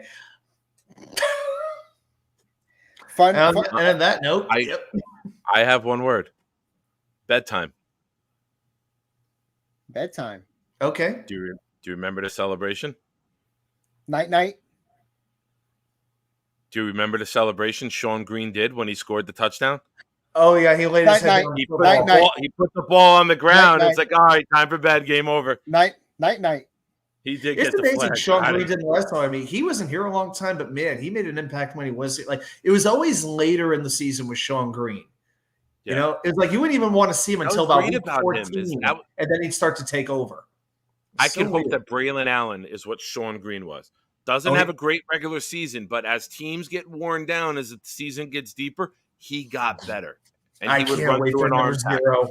If I can't Braylon wait. Allen talk can about become what that. Sean Green So was excited. and break a run in the playoffs after Brees wears everyone down, I would sign up for that right now. If he could have a Oh. Did Sean you Green see? impact.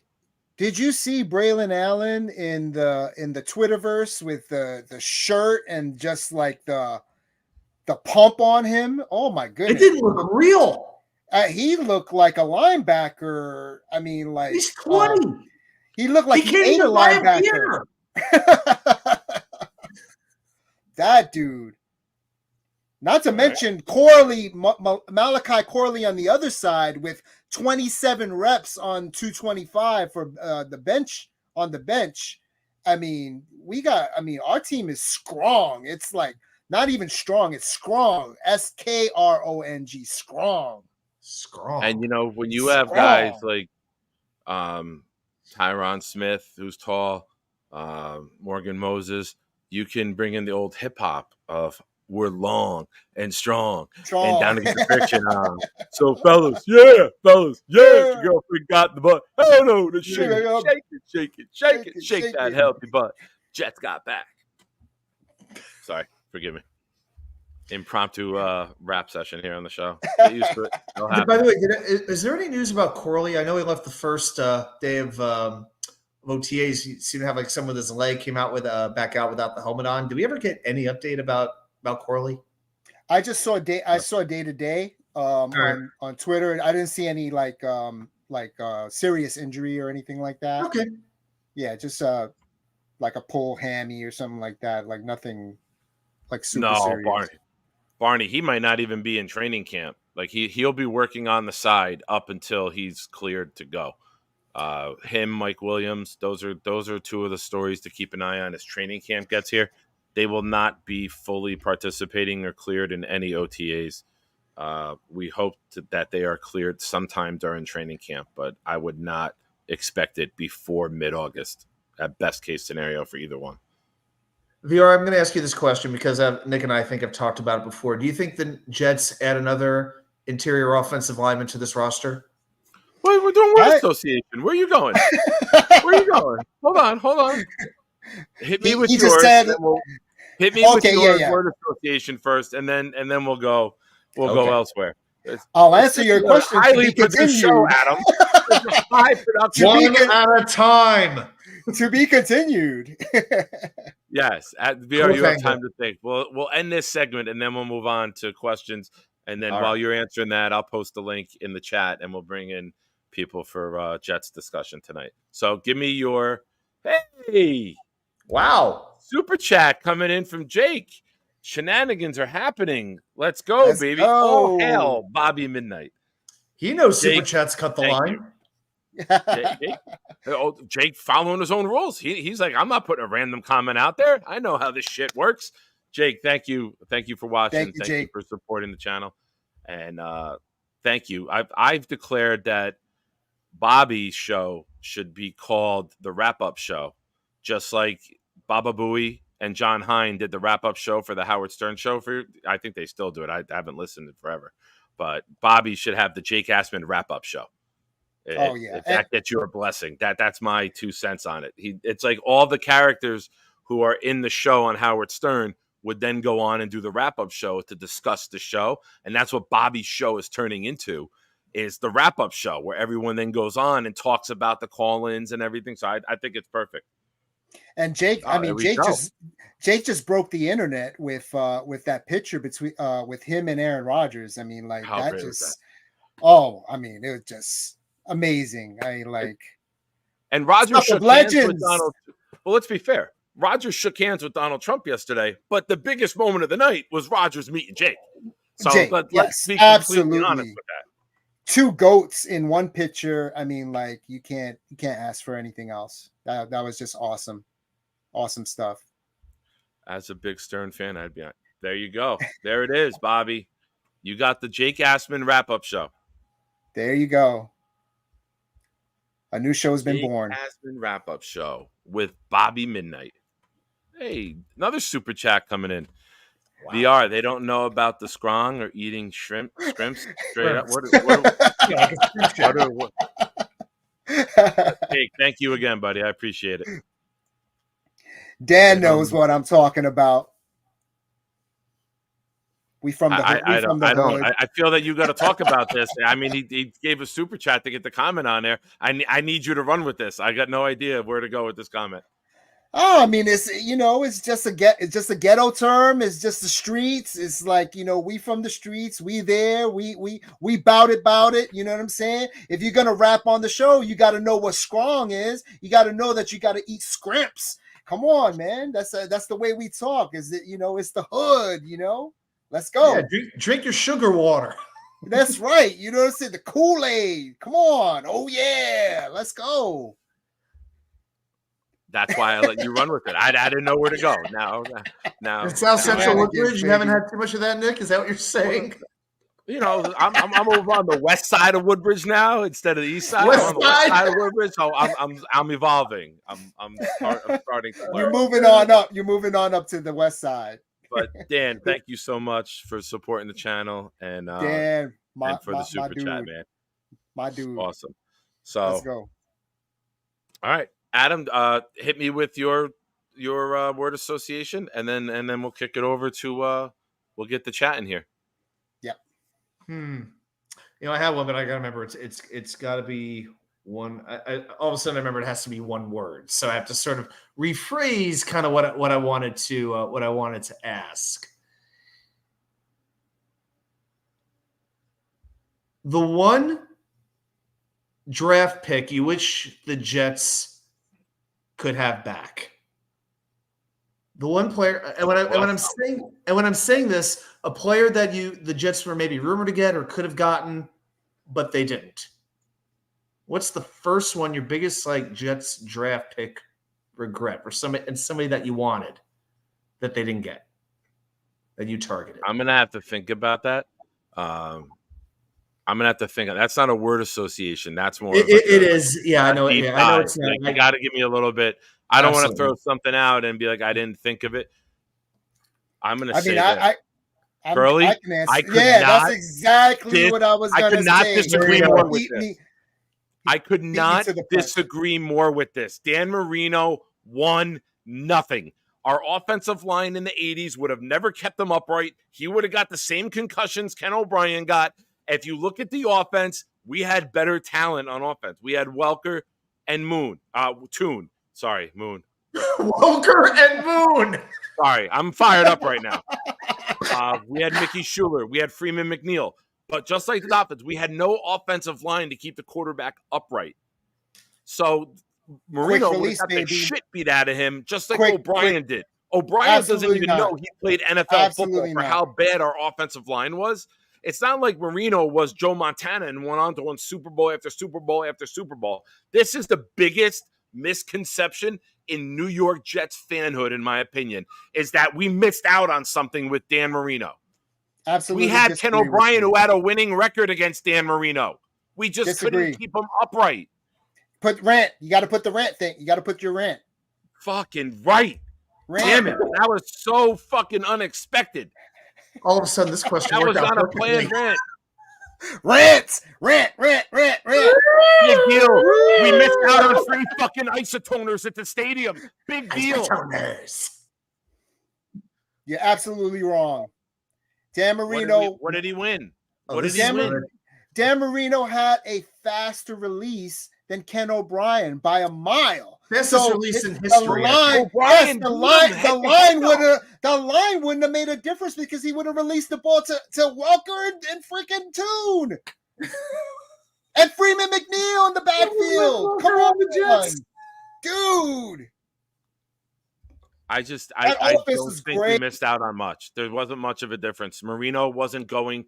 He was taking a team with no defense and no line and going No, 8 we and had 8. it. We dare I say we probably would have won a Super Bowl with Dan Marino as the quarterback of the New York Jets. I strongly During that time, strongly disagree. You know how I remember Dan Marino? I remember Ray fucking Lucas beating him twice in '99. That's how I remember Dan Marino getting beat by a fucking special teamer.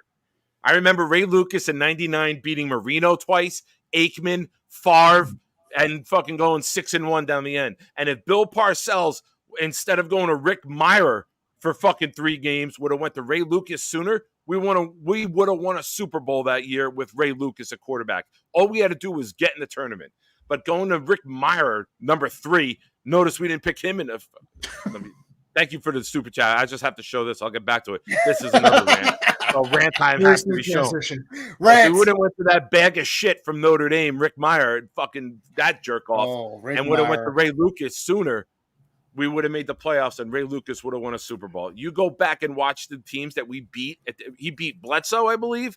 He beat Aikman. He beat Favre. He beat Marino twice. In our other, if you would allow me, Adam, in our other exercise, I kind of alluded to it. Warren Sapp, that would have been another name that I would have put as a draft pick other than Kyle Brady, that we eventually drafted. Most definitely, and you could easily go Mahomes because the Now, Jets are you asking me a guy that I would have taken? I think you've already answered it. I don't think it even matters what I was asking you to begin with. Yeah. It doesn't matter. Whatever direction it went. After that rant, I'm exhausted. To be like Sean Green, I need that. Now I'm going to finish you off. Night. Oh, no Diddy. I just Sean Green'd your ass. Shout out to Jet It Out. Thank you for the super chat, my friend. All you guys keep my Jets hunger fed off season. Got to say thanks to all the content creators. 100 days to go through withdrawals. Jet up. Oh. We're at 99. We're Mark days away. We are 99 right now. Mark days if we still prefer. Awesome. Today is 99. Yeah, sorry, Clancy. There's always got to be a No Diddy thrown in. No Diddy is going to slowly take over. That other word. Yeah. Don't say it. That's what she said. No. Yeah, I'm sorry. I do not like that take. I do not like that we missed out on something great with Marino. He didn't win a fucking thing. Like we missed that. We won a guy who didn't win a Super Bowl. Like I would say, all right, we could have took Joe Montana in the 70s. All right. Guy fucking won everything. You want to go with Joe Montana?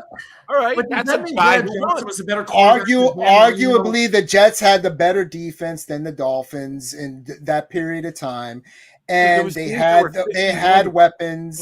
They had weapons. I mean, Wesley Walker and Al Toon were really. They could have went to the next level with Dan Marino. Oh, of course they could have.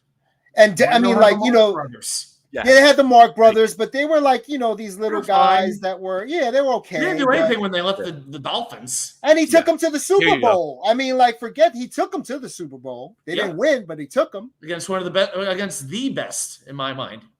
Yes. So, I know some of Marino and the Finns got smoked 62-7 by the Jags in the playoffs. I believe the last playoff game for Marino. Also, that Dolphin team and Dan Marino in the playoffs got fucked harder than Armand's icon photo did. I was like, careful. So let's just throw that out there. I mean, but wasn't Dan Marino like 65 in that game? I mean, like he was in his last leg, or I mean, like he didn't win in his 50s, 40s, 30s, or 20s either, so it didn't matter. He couldn't win. I mean, he wasn't like Aaron Rodgers or like Tom Brady. They're in their 40s and they're like in the best shape of their lives and stuff like that. Like Dan Marino would like smoke on the field and like drink and eat hot dogs and shit like that and still throw 4 touchdowns. I mean, come on. There's a different time, man. I don't care. I don't care what anyone says. It's my take, and no one's going to say anything in the chat. We did not miss out on winning Super Bowls because of Dan Marino. The Dolphins had Dan Marino and didn't win a fucking thing.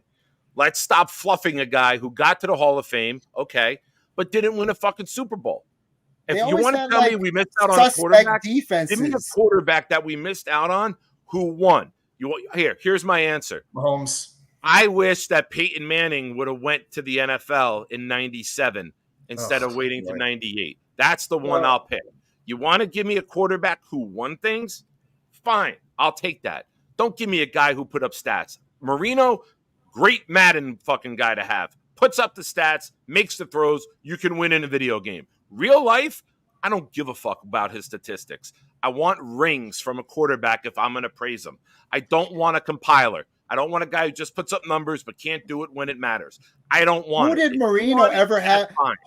Who did Marino ever have as a running back, like a legit running back during his time there? He like David Overstreet. I mean, like who was the running back during the? Yeah, I mean, did he have the other Kareem Abdul-Jabbar for a minute there? Yeah, I mean, Thomas was basically 1 foot one out of the door. UCLA's greatest running backs of all time. the fake 33. Kareem Abdul-Jabbar. Yeah, exactly, I mean, the one with an eye. Let me ask this question. So if we're worried about quarterbacks, I know these are extreme examples. Does that mean we would take Brad Johnson and Trent Dilfer over Dan Marino? They won Super Bowls. Whoa. Don't take, and I see Curly's doing it too with Mark Rippon. Don't take my words. Good job, North Curly. Oh, there's Curly. He got it. Curly, my man. I'm not Curly won a Super Bowl. I'm saying quarterbacks that took their teams to Super Bowl and carried their teams. I'll take that over Dan Marino. Joe Flacco.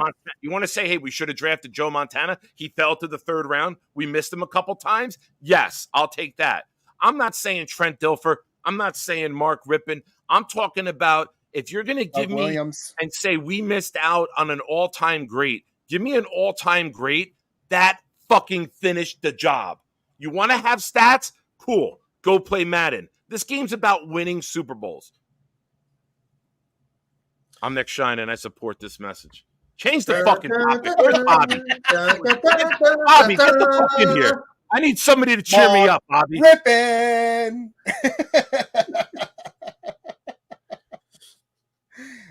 And he fucking lost, Early. He fucking lost. Who cares what you do if you lose? Nick turned a different shade of red during that rant. Wait, I'm gonna Nick actually almost on fire right now. White. I'm gonna set the chat on fire. Dan Marino is equal to Rex Grossman because they both got to a Super Bowl and couldn't finish the fucking job. There you go. Stuck on that one, kids. That's what he said. No one I said lived in that. Chicago at the time, believe me. No quarterback. Rex Grossman was one of the probably 5 worst starting quarterbacks in the league at that time. But you had the greatest returner in history on that team and a very good defense. That NFC was so freaking anemic. Rex Grossman. I don't care. I mean, Jim McMahon wasn't that great either. He was okay. He was serviceable, but you have Walter Payton, one of the 2 best defenses in history. So yeah, I mean, would Elway would have won one if he didn't have Terrell Davis in the backfield? You know what I mean? Like seriously, Elway lost. John Elway, a terrible quarterback until those last few years. I don't. Is Jim Kelly a bad quarterback because he didn't win a Super Bowl going there 4 times? But he didn't finish the job. I'm not getting in line to take Jim Kelly. He didn't finish the job. He had one of the greatest teams he wasn't ever Dan Marino. In 4 straight years, he couldn't finish the job. You want to talk about a guy who could get there? I mean, he had a much better team than Marino, but a guy who didn't finish the job. No one's drooling over Jim Kelly. He had a better defense than Dan Marino, and he had Thurman Thomas. I mean, if you have that, and Dan Marino would have won Super Bowls with the Bills if he would have went to the Bills. The best 2 years the Jets had in the 80s, we went 11-5 and 10-6 in 85 and 86. Ken O'Brien. It's not the reason that team couldn't win. It was coaching, and it was no defense. That's why that team. I'm not saying.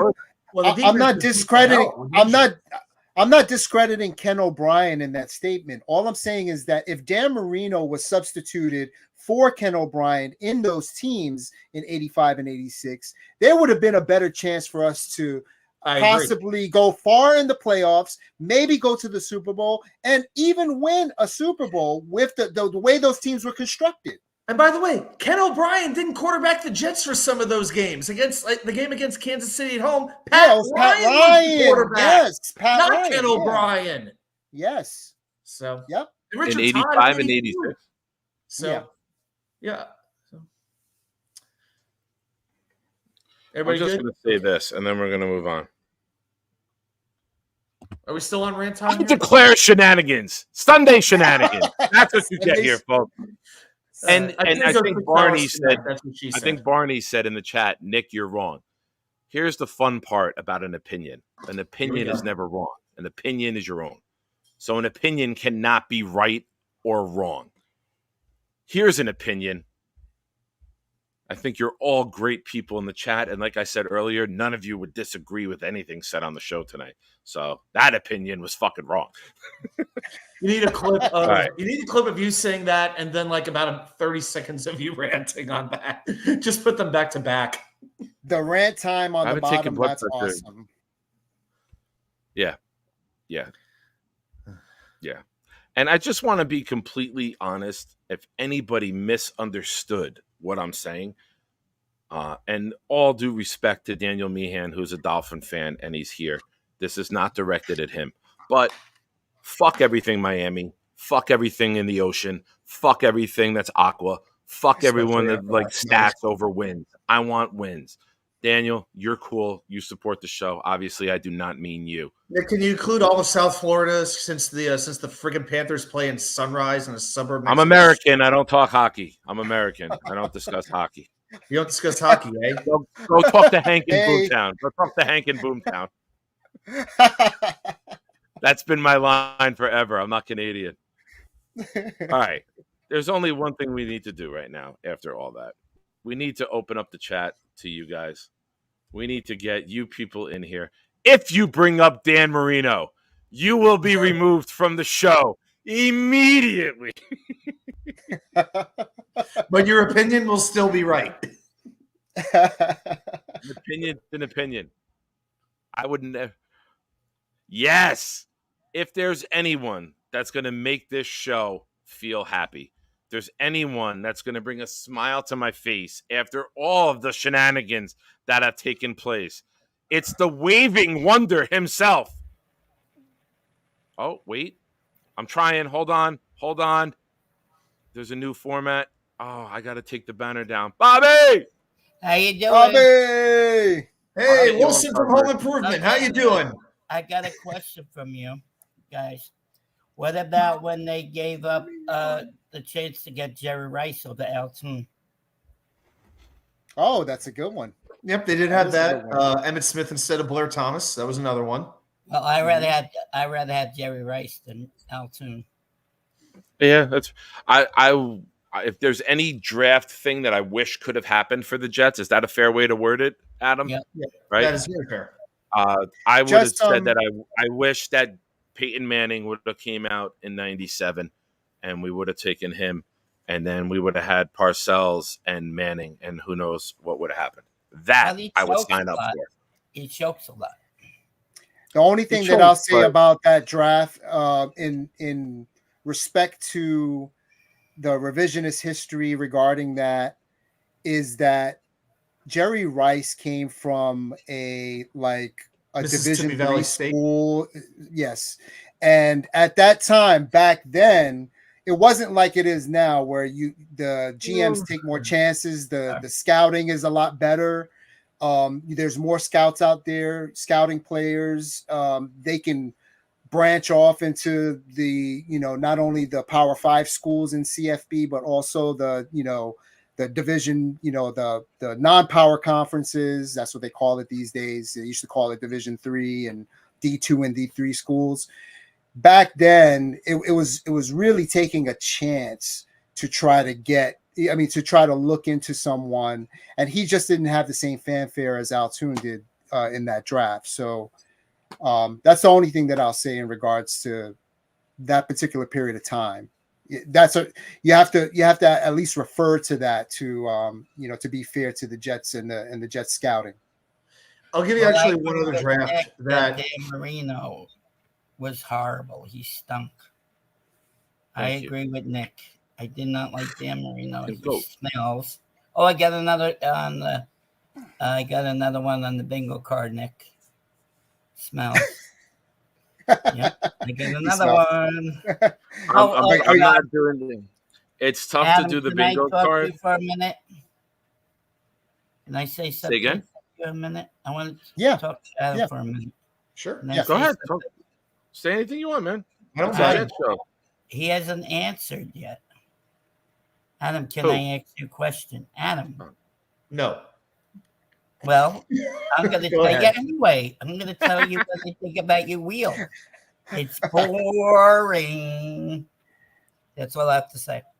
Stop it. Be nice. Why are you being rude? Okay. I'm not being rude. I just think it's boring. All right. You don't like the wheel. All right. I appreciate your feedback, Bobby. How would you make it better? I don't know. It's your show. Do you want some rims on it? Shiny rims on the wheel? Any sound to it, I would do it, you know? Okay, now you can talk. I stepped over you, and I'm sorry. No, I'll just give you one other one other draft that you could talk about is actually relates to the whole Peyton Manning thing, because the Jets had the number 1 pick and they traded, I think it was the 1, 3, 4, and 7 to St. Louis. The Rams took Orlando Pace. I wonder what it would have been like if the Jets had kept Pace and had that left tackle in place for the next decade. Instead, they drafted like James Ferrier and a couple of guys who I don't think went anywhere. So that's that's another one could have been too. I didn't think of that one. That's a good call. I'm going through some past drafts as you guys are talking, and that's what we need. We need a Bobby wheel. How about that, Bobby? Wait, you want to see how quick Bobby changes his tune on the wheel? Bobby, what if we did a wheel that was Bobby oriented, and it was we were ranking things that you I just said? need a good Bobby on the wheel. That's all. No. What if we did a Bobby wheel? I don't want to. We could do it on this show, not M's show. Bobby makes the rules. I don't apparently. Bobby. I didn't know Bobby was the rule maker. Did I miss something? Oh, you are new to the Bobby, Adam. You're new. Yeah, I know. I'm gonna have to go on his show and tell him how to do his show. How about that?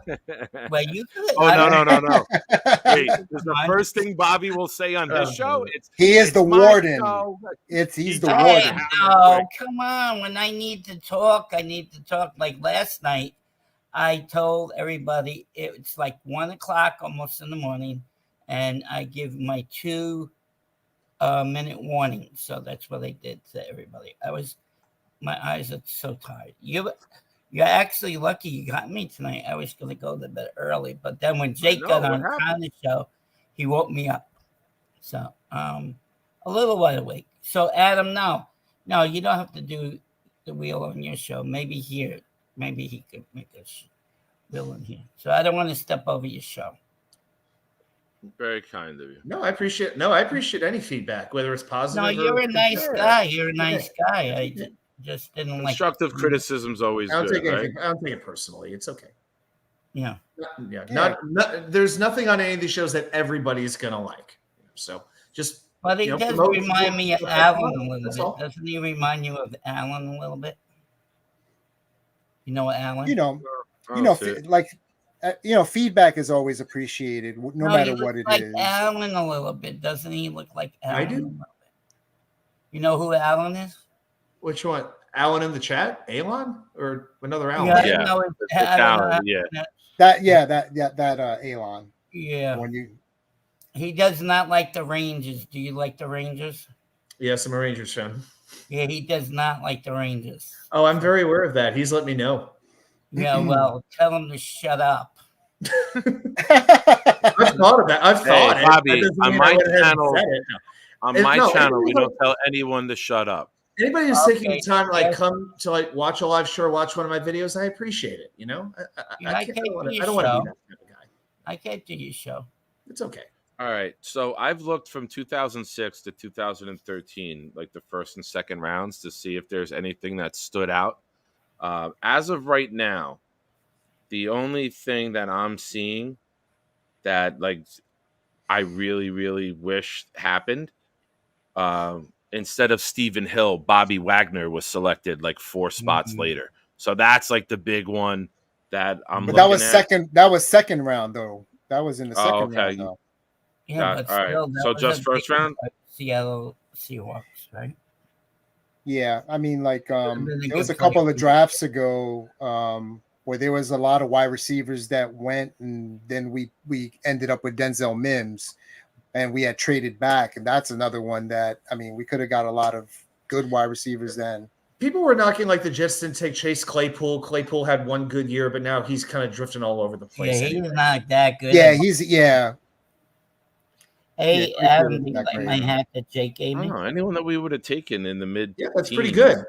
Yeah, I like that Jake it's got the gave me different one. color. I like it's got some different colors. That's got some character. Does it have Yeah. anything on the back of the hat though? Oh, the thing that Anything on the back there? like that. Yeah, it does. Yeah, see, I like hats that have something on the back as well. That way, you know, when you're Mhm. behind somebody, you know what hat it is. I think that. Yeah. This was another one he brought me too. Yeah, Adam, that's what I'm talking about. No Like Diddy. this one. You're behind somebody. Oh, okay. This one is the Jets hat, and it has this on the back. Nick, I like it. I like it a Yeah, lot. that one Mr. I like Bonesy. that too. Yeah. Is Mr. Bonesy on the back? In the back? Nope. Oh, I didn't even see. Real quick, Knob, thank you for the super chat. Give me the wheel, baby. Coming in, we have our resident S.A. Vato. Can we fit 5? We can fit 5. No Diddy. I thought 6. Johnny, what's up, buddy? What up, guys? Yo, what up, Unc? What up? What's up, What's old going friend? on? brother? What up, Nick? What's up, Bobby? Hi, How Johnny. you doing, sir? You know, living the dream over here. Just fucking exhausted. Come. From Doing what? that bathroom? Imagine still? why. You doing the No, bathroom? no. Yo, He's tired bathroom it's done. Now Oh, well, good. we moved into the baby's room. Oh, yeah. Okay. You gotta take care of that baby's room. Yeah. Hey, yo, Adam, I love the wheel, bro. I love the wheel. And I love you, Johnny. But, Johnny, what else are you tired from today? Oh, from doing my daughter's room as well. And talking a lot? No, I'm not kidding. Yeah, man. You I talk just- You were grilling today. I saw some pictures of you grilling, and you were Yeah. throwing down on that grill those burgers and I was and, hungry. You and got hot me hungry dogs. on that. I love Nice. Yeah, it. no, guys, Bobby, don't talk over anyone. It gets too much when we got 5 people. We gotta Oh, wait for not like pauses to anybody chime in. else talks over my show, you know. You run your show how you like to. I will run Well, my I show try how to. I I can't like. get a word in edgewise when everybody talks. Well, this is where you drop the hammer and you tell people, wait for me to call on you. If we have 6 people, it gets a little chatty. That's where Well, I you like take it when control. it gets a little chatty, but when Okay. I feel I need to talk, I need to talk. I got you. What you could also do, which I'm about to, everyone might have to mute themselves until you get called on to speak. That way there's no stepping over Oh, one yeah, another. that's what they do on Jigga Show a lot. Okay. All right. Now, Johnny, please tell us about your grilling today. Oh, that was good. So I was grilling this like 2-piece, right? And this John, she was just coming out, you know, Wendy's, and I was like, "Damn, shorty was good," and she was like, "Nah, chill," and I was like, "All right." So then I went home, and then I really grilled on the grill, and you know, so I don't know, we're bro. talking about food. We're talking about food, Johnny. Oh my God. Johnny, I think you could have spoke Talking about Spanish sex. and I would have understood that easier. We're not talking about sex, Johnny. We're talking about food now. I wasn't talking about sex. Well, You were just drilling all afternoon, weren't you, Johnny? talk about hot dogs and hamburgers. They were good. All kinds of grilling. That was good. I was you know, I was going in the back. Riley was throwing a couple lines into the lake, trying to catch stuff. So when I'm out there, she's fishing and I'm Ooh, grilling. she That's You your know, backyard? that's my your backyard. Yep. Oh, that's awesome. Riley's awesome. Riley's a Pretty dope. sweetheart. She was awesome. Yeah, she's adorable. Yeah, she's smart kid too. Yeah, she'll be She's at the home awesome. opener. So Yeah, I'm excited she's for gotta that. meet Uncle Nick. Oh yeah, she's Oh, excited. that's a good I'm point. trying to get my daughter that day to come too. So I'm Oh, already how old laying is the your groundwork daughter? for that. If she Oh, does, yes, she's right. 13. If she doesn't have softball that day, because they do softball in the spring, she'll come. Mhm. But I won't know till like last minute. Yo, so did we decide who won their draft, or did we not? No, the list isn't the a number, win or lose. the numbers. It's the not numbers a are- who wins Well, or loses. I won. I mean, I won. I mean, Okay, okay. That's I just your wanted to put that out yeah, there. yeah. Just wanted to put that out there. You ready to cash in your prize? The winner is the first one to leave the show. Adam, do you know these two are related to each other? Do I know what? Do you know VR and Johnny are related to each other? That's my uncle, bro. You know? Oh. Small world, I don't isn't think it? I did know that, to be honest. No, I didn't know it till they told me. So I didn't know. Did you know, Bobby, that I actually know Adam as well? We've had in-person conversations. Relations. Probably you did. I don't know. Relations. Johnny's already too tied up, in that department. So Yeah. Well, Johnny likes being tied up, so calm the fuck down. Yeah, don't get him excited, please. We don't need him. Too late. He's always excited.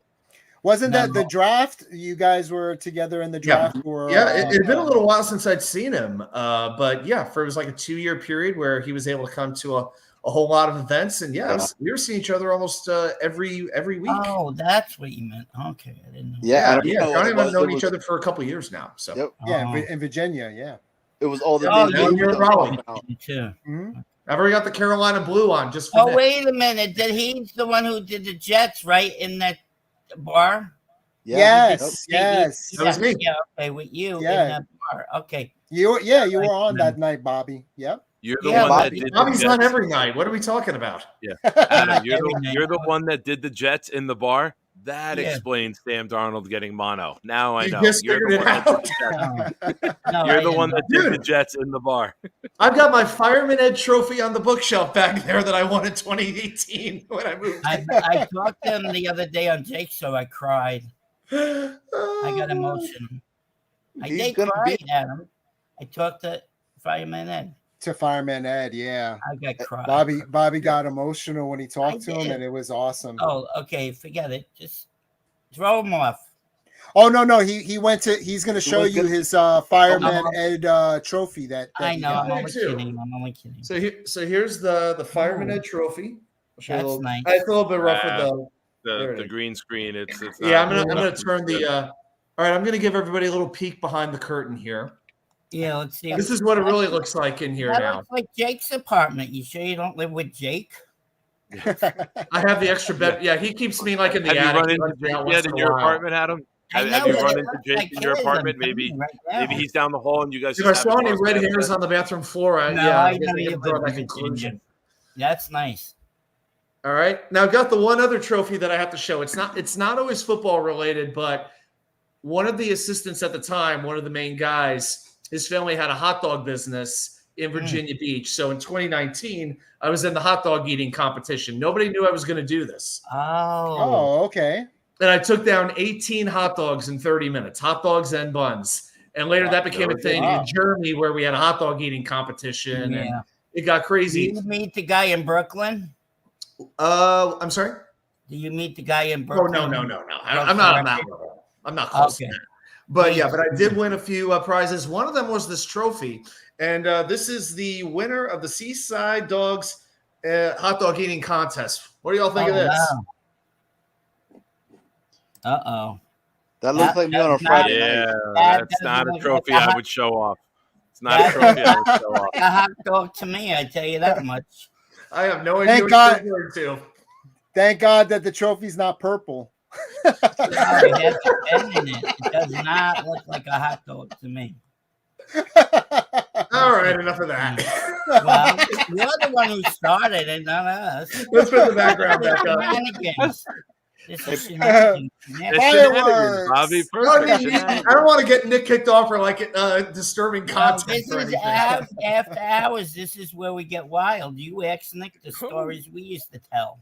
All right, Bobby, I have an after hours. So now we're after the 2-hour mark. For those of you who don't know, after the 2-hour mark on the Sunday show, we go maybe a little off the rails. We did, VR and I have, we have 2 hours of content planned out for Jets Talk. So this is where we can go different directions. Bobby, you ever been to a strip club? Yes. Duh. All right, give us your feedback. Wait. Let me ask. Give me If you had to write a review on a strip This club is, in terms of music, lighting, girls, food, drinks, give me your review. What did you like and not like about it? And I just realized you have "Fear Me, Alan" as your comment underneath your name. That's Well, I fucking. did not probably put noticed that that. there. I don't think I put that there. I think what's his name put that there. Jake did. I think Jake put that there. Okay. All right. So no, Fez and Grape was the best place to be because they had Okay. showers when the girls stripped. They had showers, and then Frankie was the best one because she used to Frankie? get her name was Frankie. Okay. Oh my God, she was hot. But the other Nice. girl after her only made like $10, $15. She was butt ugly. She was real bad looking. But the music was great. The lights were great. Frankie from Flatbush. What? Frankie from Flatbush. Flatbush. Well, we're gonna get a chance to be sleeping had a tonight. nice- Well, that was her voice, though. name. That was her dancer name, but Flatbush was a different Yeah, interpretation. but Flatbush. she didn't have a, My bush. Oh my God. she was bald. No relation to Frankie Shavebush. No, she was bald. She was all right. She was good. Oh boy. Well, Here you we go. asked me the question. What am I going to do? I'm answering your question. I'm fine with your answer. Don't get over emotional. Hey, is Mr. I'm laughing Bonesy at the back chat. there? Is Mr. Bonesy back there? Oh yeah. He's there, yeah. Oh, I want to see. I didn't see him all day on my channel, and I need to see him. I think that he's not allowed to talk to you after he put the restraining order on you. I don't think he's allowed to have any interaction. I don't want to see you get in trouble. What? What are you He talking put a about? restraining order on you on YouTube because you were mentioning him and asking for him too much. I So did there's not. a 30-day pause. No, I did not. Don't lie. No, he did. That's why he hasn't come on when you're on. There's a 30-day. Mr. Bonesy, are you reach. lying? Is he lying? He's probably lying. I don't believe him. You liar. You crap. Crap. Well, that's what I call Alan. Oh, well, you got to think of a new name for me. You can't attack me the way you attack other people. Well, I don't know. Well, you have 6 on the channel. Remember, I get 6 on the channel when I'm here. Yeah, I don't like going. I don't usually like going over 4 because Oh, I feel well, that it gets a little too cluttered. Well, I need to speak to my Mr. Bonesy. I haven't seen him all day. Well, he's not in the backstage. What do you want me to I do? thought Go you to his said he house? was. I thought you You said want me to he rough was. him up and pin him against the wall and be like, "You better No, fucking go in." you said he was in the background. You said I didn't know he was in. Yeah, he's in bed. He's not getting out of bed. Oh, he's in bed with. Oh yeah, I don't blame him. Stay in bed. Hey, Bobby, What? can we talk about the butt ugly one a little bit Oh more? yeah, the butt ugly one. Ugh, jeez. Were you just Bro. looking at her from behind? No, her face. Ugh. She She only had a like butterface. She had a butterface. She got You know what a butterface is? I've No, never heard of a what's butterface. Butterface. Everything but her face. Oh, I got you. Yeah, you gotta put the paper bag I over figured it it. was going. there. Everything but her face. Yeah, you have to put a paper bag over her head. I mean, some go, would say Dan with a very good comment. A fun fact: a Mr. Bonesy is what I get when I see Aaron Rodgers throw to Garrett Wilson. You're not alone. You're not That's alone. hilarious. That's what Is John- Dan hilarious with his comments? Dan's That's a hilarious. great That's comment. what Johnny and I get when Aaron Rodgers throws to Zach Kuntz. oh yeah. That's a good one, Adam. You came up with a good one. That's a funny one. It happens once every couple months. I like that one. Yeah, Hey, Bobby. Plus, Adam. What? So Zach Kuntz, he is a beloved guy out here in Virginia, man. So that's why me and Adam, like, we watched him at ODU, and that dude was a monster, bro. Like, he was fucking good before he got hurt. So Yeah, but Adam Rodgers likes him. he loves He him. likes every tight end. He likes tight ends even more than Green Bean does. Uh-oh. Well, he doesn't have a girlfriend yet, right? Uh-oh, that's probably Ooh, that could be Isn't that apropos? Cunts in Virginia. Well, I don't know why. It depends what part of the state you're in, PR. Who did he date? The closer you are to DC, the worse it is. It is What's the girl he used to date? The car driver. Danica. Oh my God, That's a good one. I would have take her in a minute Where would you take her? in bed. And do what? Oh no! Here we go. I'm all by myself. And your sexy voice. Not in bed. Bobby. Wait. Hold on. Not in bed. You have Danica Danica with you. What would you do? Bobby, please. I have Would what? with me? you instead of motorboat, would you race car her? No, I would power drive her. Wrestling Would you have her moves. I check like your dipstick? I like it. Wrestling moves. I'll power drive her. Yeah. I will choke slam her straight to hell. No, not choke slam. I'm just power slam. Do it. Do that. The funky thing. She would drive your stick shift. Oh yeah, back when. Yeah, not Make now. sure that you had a chance to bump rears. Yeah, back then, but not now. I like you the Dale number Earnhart her? 69, though. I like Too the soon. number 69 Too though. Too soon. Too Yeah. soon. Now, if you talk to a NASCAR driver, it is too soon. A NASCAR fan, What? it is too soon. You can't mention Dale Earnhardt. It's still too soon. Bobby, I had a lady What at is work that, who took Junior? off work for a week to go down with her What? entire family for the service. What, Johnny? Bobby, what did you just say? You like to what to her? I like to what to her? You I said don't- something and it got cut off. Anna, what did I say? Do you hear me? You said No, you wanted to put her in the sharpshooter. I was listening to Nick. I'm sorry. I know I was listening to VR and Nick. I didn't know. I forgot what I said. What are we talking about? I'm so confused. gone. Right. We're talking about dating and chat. Bobby wants to wrestle Danica Patrick, and we're trying to figure out what wrestling moves he would do. Maybe. Well, I like the number 69. though. That's the best number. I would have to say the torture rack. Oh, that could be painful. Mm, Yeah. swap paint. Or the Nice. power driver. Oh, I got you, Matthew. yeah, Bobby, would you Rikishi her? Yeah, I do got a big fat ass. I tell you that. Fat. Wait. Hold up. Fat with a PH? P8 what? Oh, Bobby, you're fat. not from the PHATT. fat meaning like good. Meaning Well, of, no. of, Well, of note. you of know, I being- told you I'm trying to lose the weight, so I still gotta. Bronco Buster. Knob's got a good one with the Bronco Buster. Well done. Oh, Bronco Buster. Nice. Yeah, that sounds sexy. Nice. Oh, the stink face. That's what Rikishi did, right? Yeah, the the stink stink face. Oh yeah. Oh, I wish she does that to me. Would you do the Boston? Snowball. Montreal Bobby, read this Shootout? comment. Read this comment. Again, the sexy voice, right? Yeah. Yeah, dude. Wait. What? There you go. I think he said he wanted to clutter her up with butter gutter. How's that? I totally just soiled my pants. That was more sexy than I- Oh, that's disgusting. We didn't need to know that. No, I just evacuated. I shit myself. That's Nick, Oh, we don't want to know that either. Nick, can you say it in your voice? We need to hear it because it's the Nick at night voice. Yeah, Nick does a Nick good at job. night. The best birthday greeting, birthday song. Yes, he does. Happy birthday. Yes. Here he is. Here it goes. Yeah, we're gonna dim the lights here. Coming from your boy Snowball. Hey, hold on. Everyone got it. Hold on. Let me mute everybody. I can't. Hold on, man. If I'm doing shtick, you gotta let me do I shtick. need the porn music. Mute everybody. Yeah, we're coming in live here from the dark streets of Woodbridge, New Jersey on this Sunday night shenanigans. And our boy Snowball calling in from Long Island saying, I think he said he wanted to clutter up her butter gutter. Snowball, shout out to you, man. And I hope to God she doesn't have margarine in the fridge. Good night, buddy. There you go.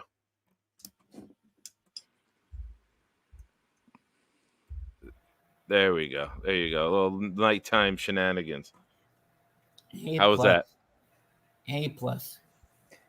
A plus? That was. Okay, I where feel are like- we? We're Oh, if you missing. haven't missed anything. That I'm got missing. they got the showing. We're just Hey, talking where about are butter we? butter talk. Where are we? We can't see us. You're in Vermont. Oh, I'm No. still solo layout. My fault. You're solo, dude.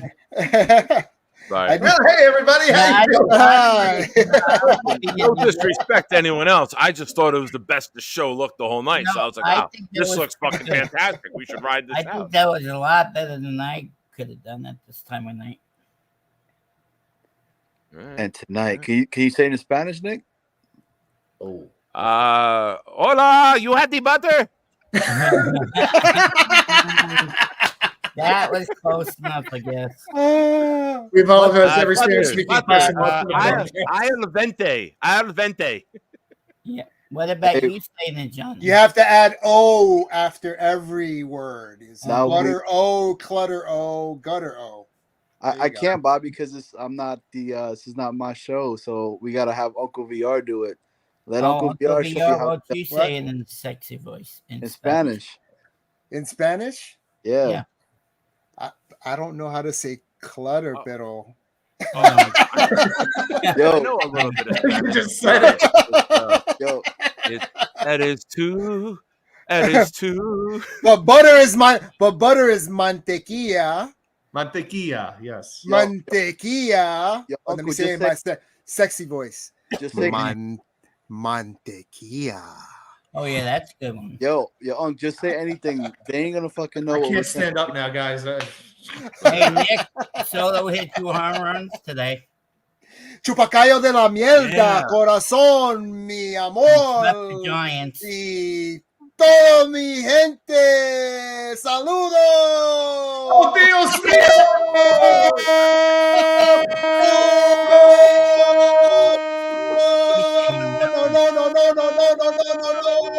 Lo siento. I realized how late it was. I'm sorry. Hey, Solo VR.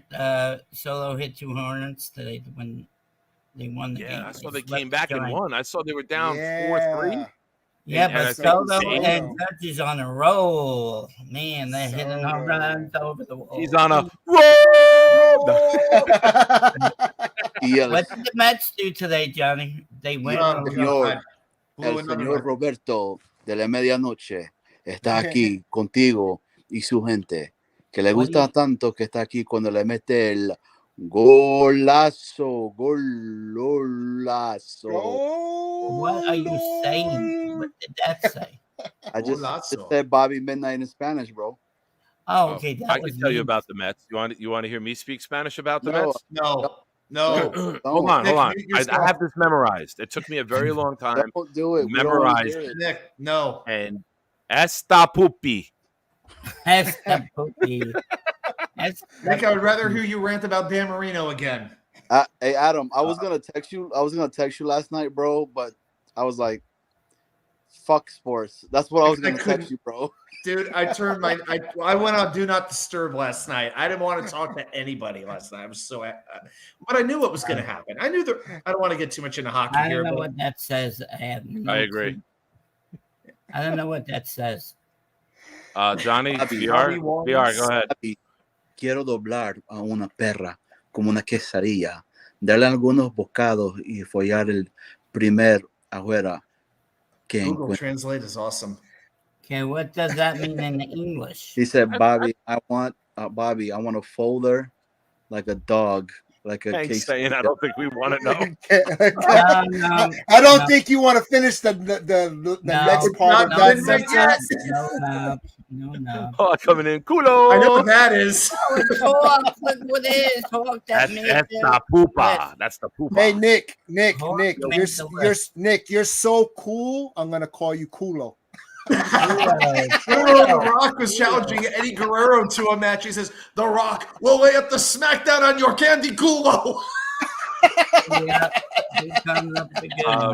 Real quick, while we have some people in here, for those who may have missed the beginning of the show, and I'm sorry to break up the shenanigans, we're going to drop the opening video that producer JR put together.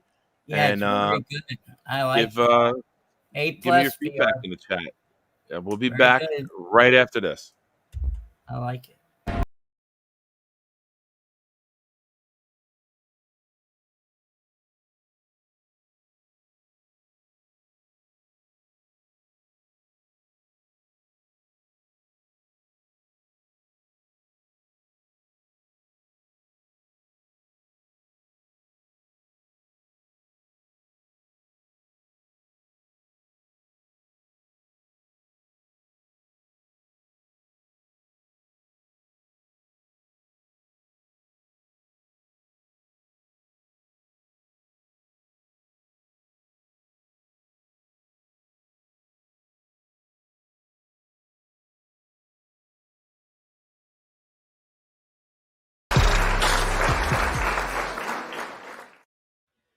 Shout out to producer JR for putting that Shout together. out.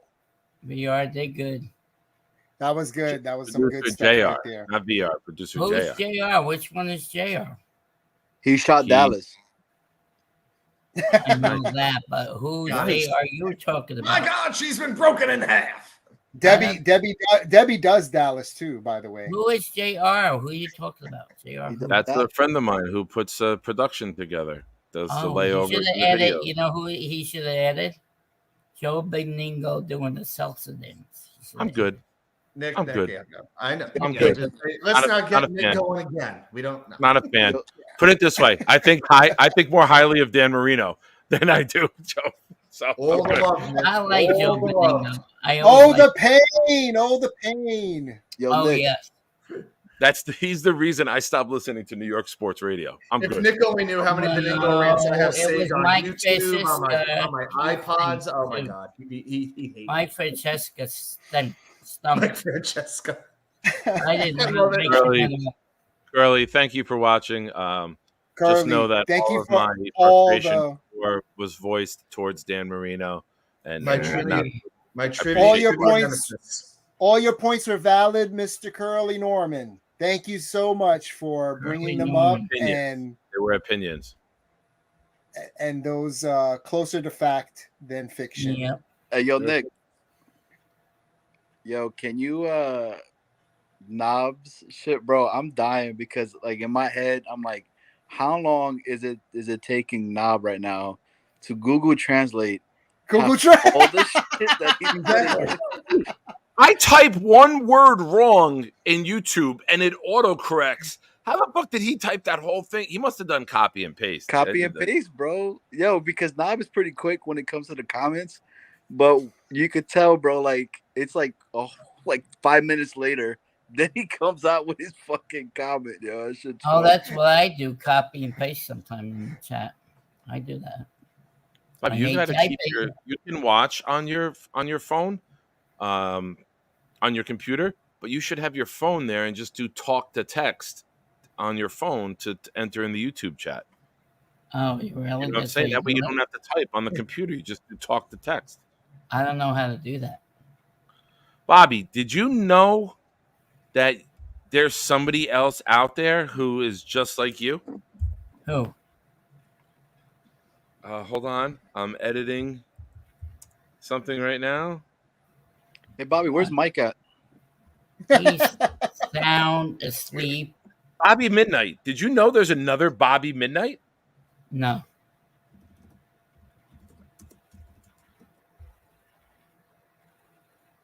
Trying, man. Where? Oh, I know who that is. I know who that is. Gator. That's Gator. You changed it to Bobby Midnight. That's fucking funny. That's Gator, right, Gator? No, it's me, dude. It's Yeti. No, that's Yeti. That's Yeti. I think we're the only two guys that got that hat, man. As soon as I saw the hat, he had the hat and it was cropped off. I was like, "Oh, it's Yeah, Bobby no, fucking I Midnight." got you. I'm Wilson from Home Improvement. I'm Wilson. Oh shit, my hat's The resemblance is uncanny. Put this back on. That was Yeti. That was awesome. That was awesome. Yes, I thought you were Gator, really. I thought you were Gator. But seriously, dude, are we the only two with this hat? I don't know. Yeah. Well, they made one. much. They only made one for each tower, so they only made two. Well, That's Jake right. gave There it we to are. me. Me and Bobby. Jake gave it to me. Now I So- gotta find that hat now. Dude, it's Well, I'll ask Jake Wait, where actually. he brought it from. I got a cool hat. Yeah, fuck it. I'm not gonna walk around the house. Make you guys walk. Hey, around the house Yeti, with do me. you have any But- animals at your house? What's up? You have any animals at your house? Yeah. Oh yeah. Bobby, I love that Uh, you just turned it into a personal interview. Well, That's I what we like do, man. it. That's I what want to Bobby see his does. dog or That's what cat. Bobby does. He wants. I to know, where but you we from. want to do talk Jets a little bit. Yeti, what's on your mind with the Jets, brother? Oh, okay. Well, you want me to go because I am getting tired. So We're stoked. All man. right. Well, you I you did do my- got to save your energy, man. You're gonna pump out like 60 hours of streaming I this did week. my share today. I am. You are the man, dude. You are Yeah, up you and clocked coming. Your in. subs are growing every day, bro. It's awesome. Okay, I'm so happy to overtime. watch you grow. I'll say goodbye to everybody. Bye, VR. Bye, Bobby, Adam. man. Bye, Bye, Bobby. Bye, Eddie. Love you, And Bobby. Everyone See wave you to Bobby. We appreciate See you you. tomorrow. Bye, Love bye. you, Bobby. Take care. Good night, Bye. Bobby. Sleep good. Sweet That's dreams. cool. Sweet Hey, yo, dreams. and That's shout out to Nab. I saw what he put on there. That's fucking dope, bro. You mastered. Wait a minute. That's Hold on, guys. Give me a second. Okay. I got, let me see. I got Nick. I got Johnny. I got VR, and I got other way. Adam right there. Wait, come on. That's the way they Adam, all like became. either way, this is a cream dream. This is fucking cool, man. Like I'm really happy. This is a great night to be on the Awesome. stage with all This five person of you, I've actually four put a of you face guys, with the name, man. This is cool for me too to get to actually put a face with the name on the screen. So Oh, Hey, Yeti's an OG. OG, He is. and He's definitely. good peoples. Fuck your Yeah. feelings, Adam. This ain't your show. I'm happy that you guys love it. it wasn't until I actually came on it. Oh my God. That's cool. You know I But love hey, you, buddy. I won't hold up too much time, man. Just wanted to say hi. I want to show everybody the hat again, but because anytime I Awesome. can share this, Thank with, you, bro. with you know, Yo, Yeti. that's where we are. It's May. It's June, guys. We're chilling. Let's rock it out. That's man. right. That's Yo, right. Yeti. got it. Absolutely. 99 days, baby. Yo, Yeti. 99 days. Yeti. Shalom. Yeti. Oh, you got a question? Yeah, man. How's it feel to be between me and Nick right now? Probably one of the better things that I've ever experienced. But you guys, You're in a you guys will probably Nick- experience it better than me. you're in a Nick Johnny sandwich right now. Yeah, but you guys will get the better of the outcome. Pull-out Yeah, game is horrible. Just remember that. You guys are in a I throuple don't know right what now. to say here. But the bad thing is that you guys are on top of us. So Yeah. We And are- gravity's going to make I'm that very Johnny's grateful. love liquid fall. 3-2. You better I'm move that getting chair, all- Adam. Johnny's going to stain your chair if he's above you. I'm Polish too, so I bring the game. There seems to be a All right. wheel debate going all on on in the that. chat, and I'm like, what the hell ever happened? I didn't know the wheel was such a hot topic of debate, but I Hey. don't know. Oh, Fun fact. hey, me and Adam before I have the leave, are you same doing whippy trivia chair. before you roll out? Are you doing trivia? I could pull one out pretty quickly if you want. Hey, it's Nick's show. That's what he says. Oh, sorry, Nick. Will you? Well, allow let me Adam to do let me trivia? call Bobby and ask him if he approves. Forget Bobby's Go ahead. feelings. If you He got didn't care if you about me got a anyway. trivia, if you have trivia ready to go, let it fly. I can get one. That's fine. And here's one for Boomtown for later. Johnny calls his love liquid trivia, and he lets it fly all the time. And I don't miss. dude. Don't miss. No, that's You know- true. That's true. You're like That's Aaron not Judge Johnny's like Aaron Judge in the month of May. Everything was a home run.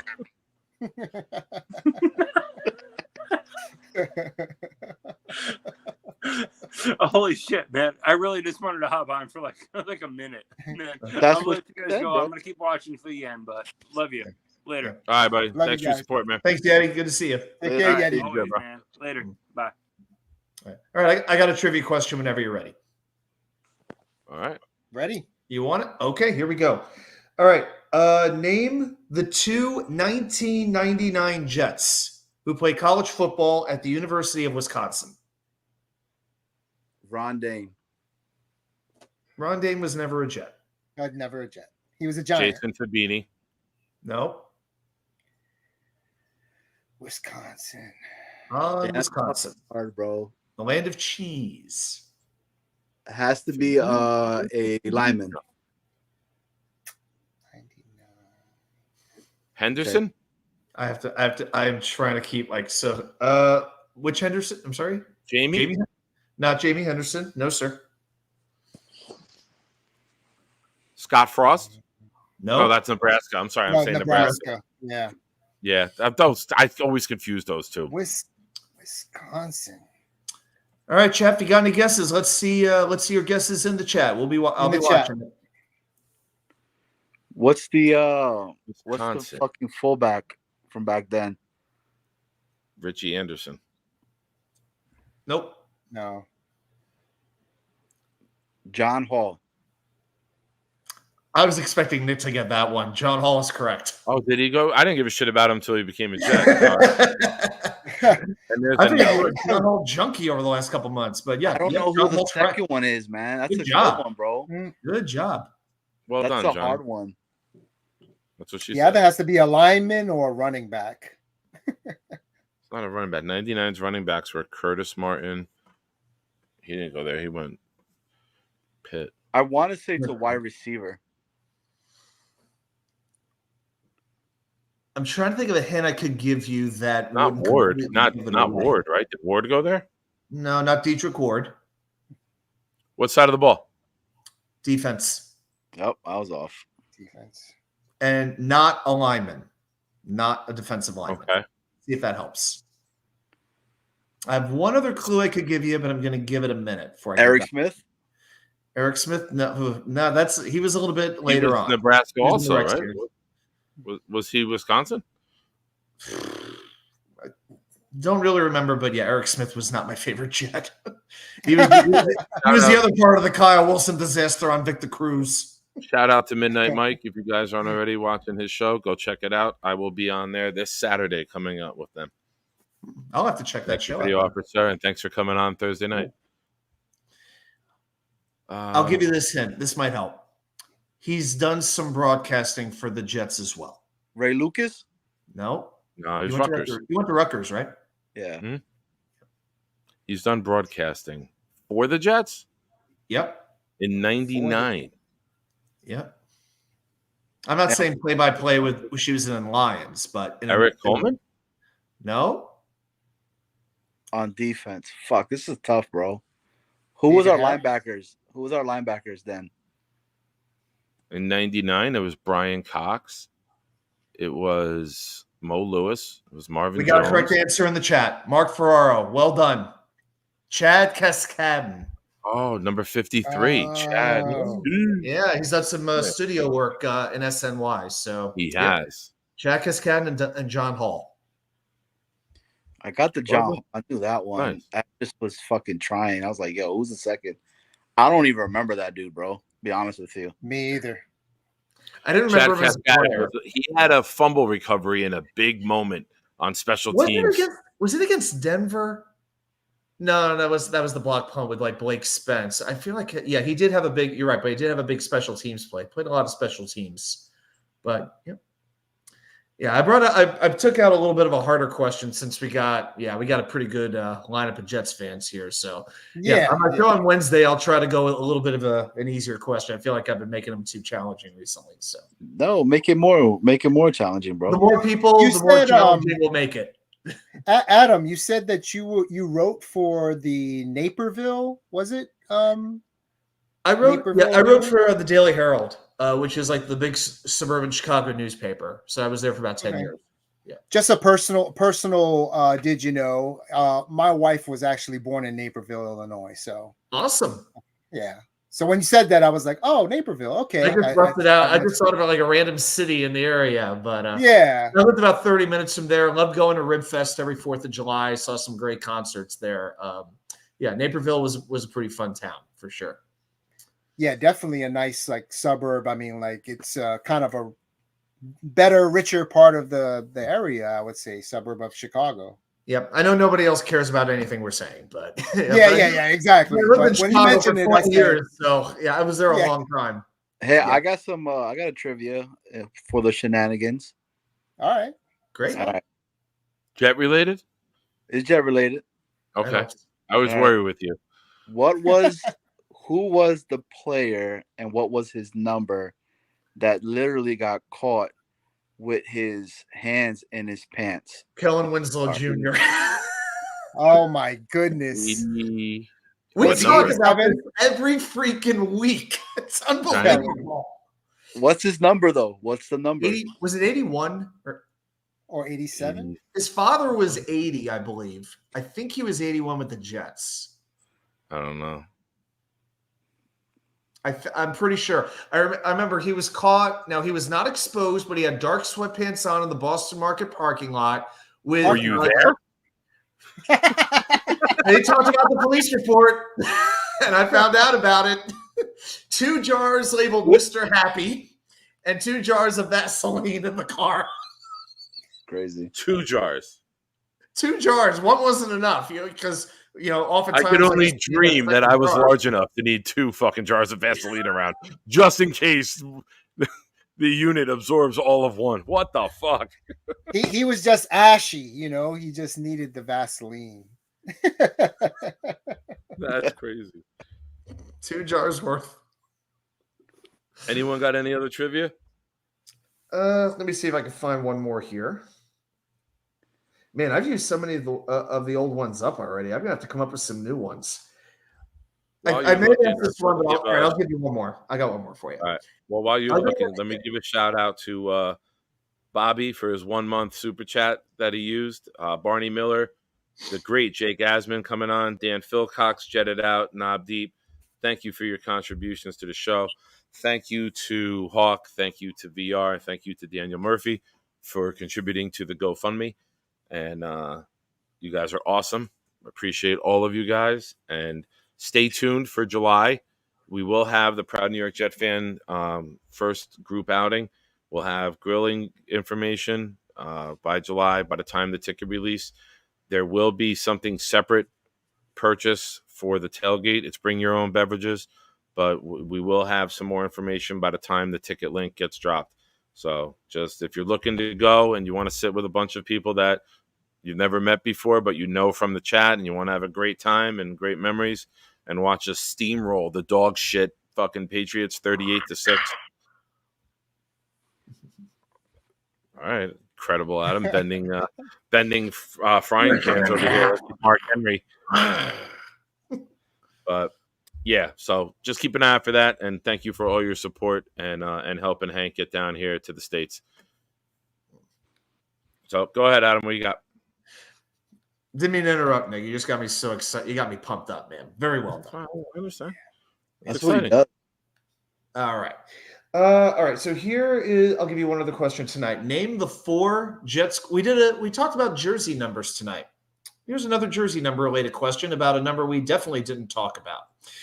Name the 4 Jets quarterbacks who have worn number 8 in franchise history. Browning Nagel. Yep. Aaron Rodgers. Mark Brunell. Yep. And yep. That's 3 right there. Quarterback. Another quarterback. Is the other David quarterback? Dean, I can't play the music. I get copyright violations. The music's gone. Cannot do it anymore. Sorry. Oh, no. Ray Lucas. No, he wore 6. Dan, I know Tom's River. I had an uncle down in Tom's River. It was my uncle That's Tom. Tom.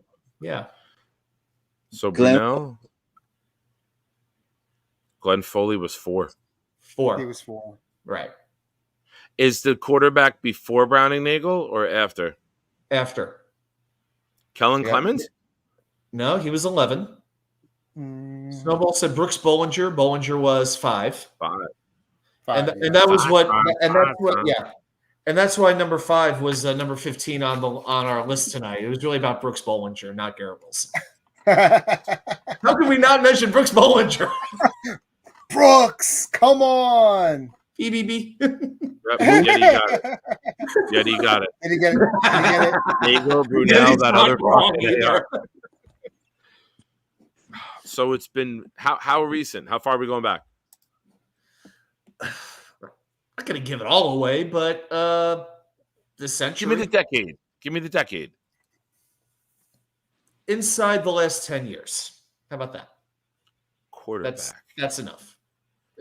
You're gonna. Did Hackenberg have number 8? Hackenberg didn't even count as a Jet. Get a number. He didn't count. He was on the sideline, though. For the Jets. That would be an Adam trivia question where Hackenberg was the other guy who had the number. I would come up with like Dimitri Patterson but I'm not going to do that to you. Was it Quincy Carter? Nope. Nah, Quincy. What's Nick's playing like those little subtle signals here. What is he doing? No, he's Googling about that name. Okay. No, Bubby Brister was 6. Yep. So yeah, definitely more recent. Whoa. 19 years. Awesome, Hawk. Good job. Hawk. Good Let's shit. go. Man, that fucking water is going to be flowing at the home opener, man. We're going to have water for days out in this tailgate. I I can't need wait. fizzy. Yeah, we'll be chugging fizzy out of the water. water keg. Oh, listen, you spoiled little bitch. I need fizzy water. I need fizzy water. What do you want, a fucking I need waitress to bubbly. bring it to you too? I need bubbly. I need Ask Jeeves to bring it to me. You know, think David Teddy D, I'm going to say Bridgewater something was that I think is hot. going to surprise some people. Teddy Bridgewater never played a regular season game as a Jet. He played a preseason game, but they let him go. Yeah. He was You number wouldn't think 5, though, that, but right? it's true. Yeah, it's surprising. We traded him in the preseason. Yeah. Luke McCown,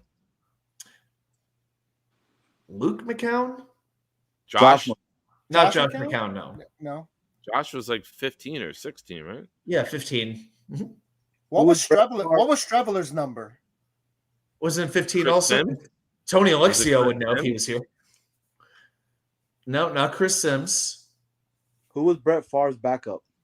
Wasn't Bryce Petty, was it? I think it was Kellen Clemens, to be honest. Petty with was you. not. Petty was 9. 9. Yeah, Petty was 9. We know our numbers pretty well. Yeah, Man. but not this guy. Yeah, I'll try to narrow it down a little bit. He did have a start in New England. Oh, In New England. And that might have been Trevor about it. Siemian? Trevor No. Siemian? No, Rodgers wore 8 Nope. this year. Yeah, Cleveland took Start him in out. New England. Flacco? Number 8. No. Oh, fuck. That's what she said.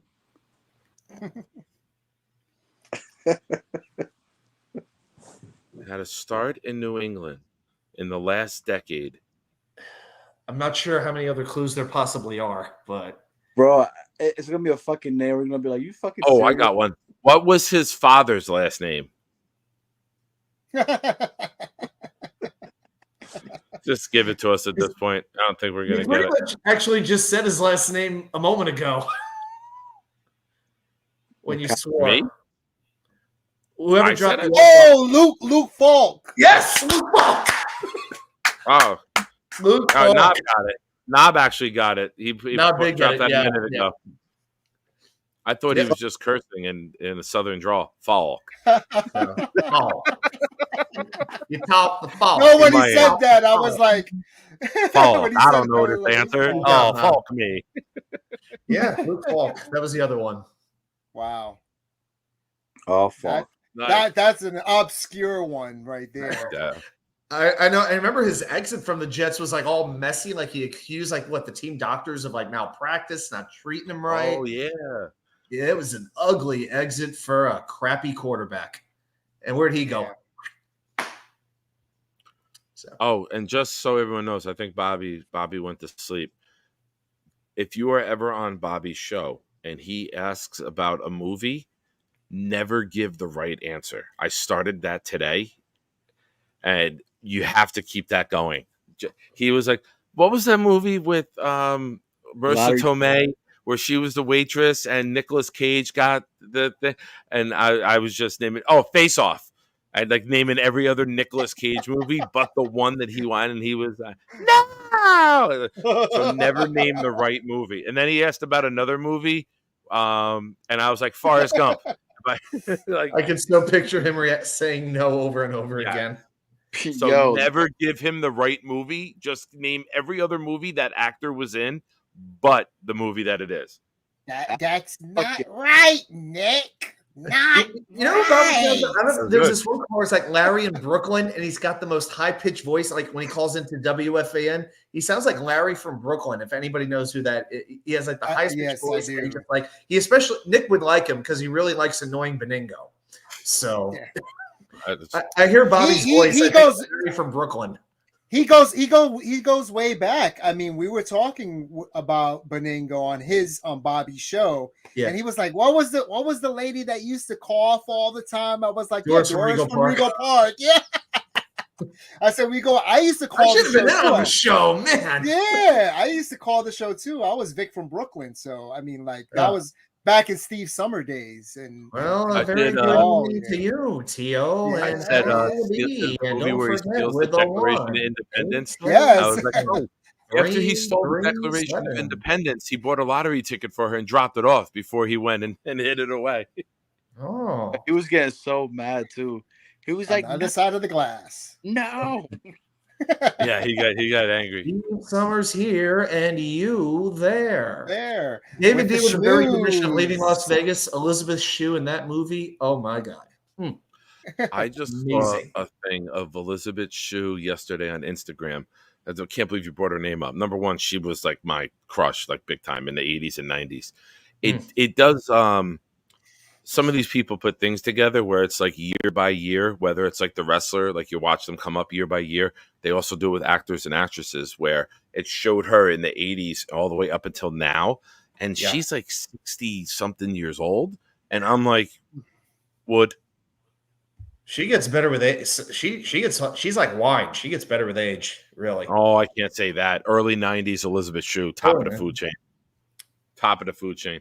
Boomtown, note this, hurt myself many times to Elizabeth Shue when I was a young teenager. What does that mean, Nick? Stubbed my toe. What does that mean? I stubbed my toe. Like I would be like, damn, why couldn't she be with me? And I'd kick the wall in anger. Oh, okay. How could you? No, I'm not going to even go. Let it go. Too late for that. It's Don't too late. touch that. Oh, I'm not I'm gonna not touch giving John. I'm not like I won't give Bobby the right movie answer. I will not let Johnny get the joy of hearing the actual fucking answer. That's why I said don't touch that. Don't I touch don't know if anyone can beat the way that Chris is her name Christy Thiessen from Saved by the Bell is Tiffany Amber aging. Thiessen. Tiffany Yeah. Amber Yes, Thiessen. Tiffany Amber Thiessen is a smoke show at 50 years old, and I'm not even kidding, bro. That I know. And then my buddy sent me a picture like 2 months ago of her without makeup on, and it ruined it for me. Oh, It was really? sad. It was sad. Yeah. I'm a huge fan, and I'm with you. And then I made a comment in our fantasy football chat about her. And he's just like, yeah, this is what she's like without makeup. Now your life's ruined. And I was like, son of a bitch, it is. Well, listen, I've always been of the opinion I do not want to see how the sausage is made. So never show me that picture so that I can, Yeah. actually watched 2 episodes of Saved by the Bell this morning. Johnny, I see the wheels turning in your head right now, Johnny. Johnny went, Johnny, the floor is yours. Every time he does this whole Jim the Anvil Neidhart pull, we know it's trouble. help me. Help me. And I hope to God everyone was paying attention to what I was saying before. Who was the bad guy in Peter Pan with the beard? Captain Hook? Captain Hook. Oh, damn it. You didn't pay attention. It was supposed to be wrong answers only. I knew who it was. That's why I'm like, I hope everyone was paying attention. Don't give the right answer. But Johnny just did like a thing, and it reminded me of like Captain Hook, like he's about to turn evil. Jafar. Oh, that's a good one. Yeah. Scott knows what he's talking about. Who is the evil person from Pocahontas? Captain Hook. I don't know. Wrong answers only, right? Yeah. I don't know. Scar. There you go. Clubber Lang. I pity Lewis and Clark. I pity the fool. There we go. Matthew picked it up on it. Optimus Prime. True story. True story. Give him a Mr. T story. I'm in Phoenix. The church I was going to in Chicago when I was in high school, he came and spoke. Poor JFK. Who cares? Never mind. He didn't make it till the end of the movie. Lex Luthor. Thanks for spoiling it for everybody else. You know what? If you would have said wrong answers only for who was number 8, I bet you we would have got Luke Falk immediately. He's one of the bad guys. Oh, it's still going. Flipper. Kim Jong-un.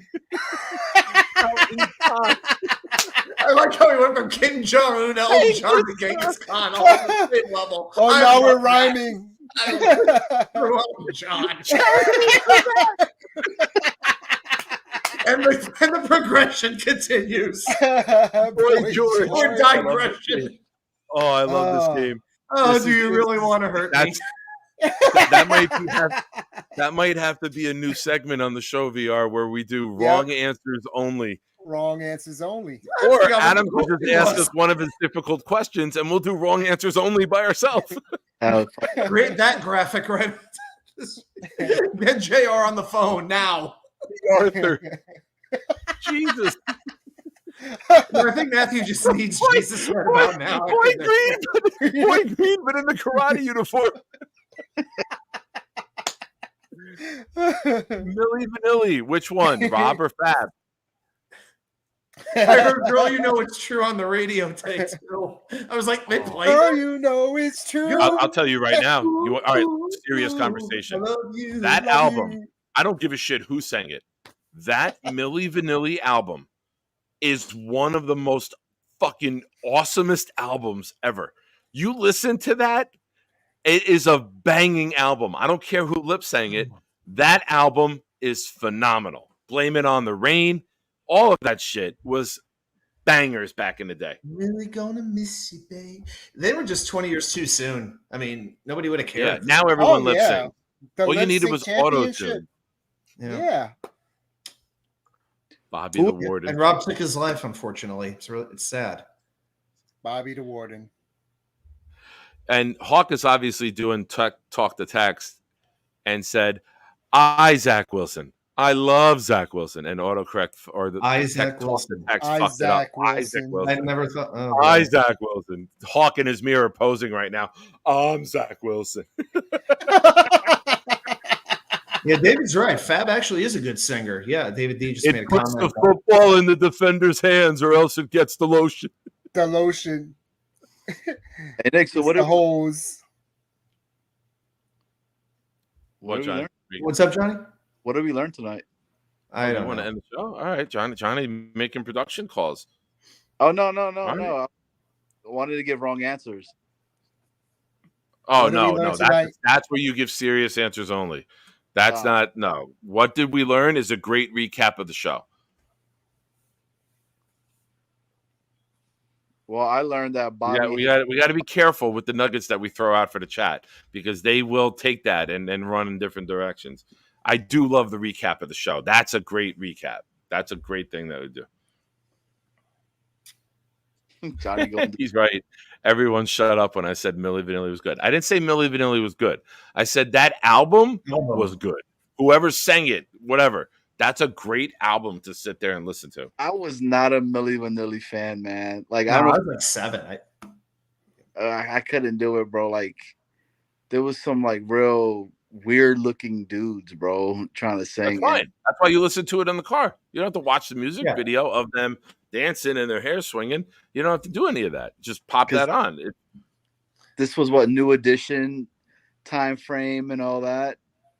Yeah. I mean, they were so popular before anybody knew what they looked like or what they like went to a concert to do. I mean, like I had to agree. I mean, like you heard them on the radio. They were pretty like, oh, okay, what is this? Like, this is interesting music. Like I could dance to it. I mean, my head's bopping. All right, like I'm starting to do the. That was me. Yeah. That was me. Yeah, too. We vilify them, I'm dancing, but we praise J-Lo. J-Lo's never sang a fucking lyric of her words live in person. And we vilify Milli Vanilli. Bullshit. As long as you're dancing, you have a great ass. Doesn't matter. Shenanigans have been declared, and we are after midnight. We are at 98 days till the opener. Hell But yeah. I mean, like I wouldn't fuck Milli Vanilli.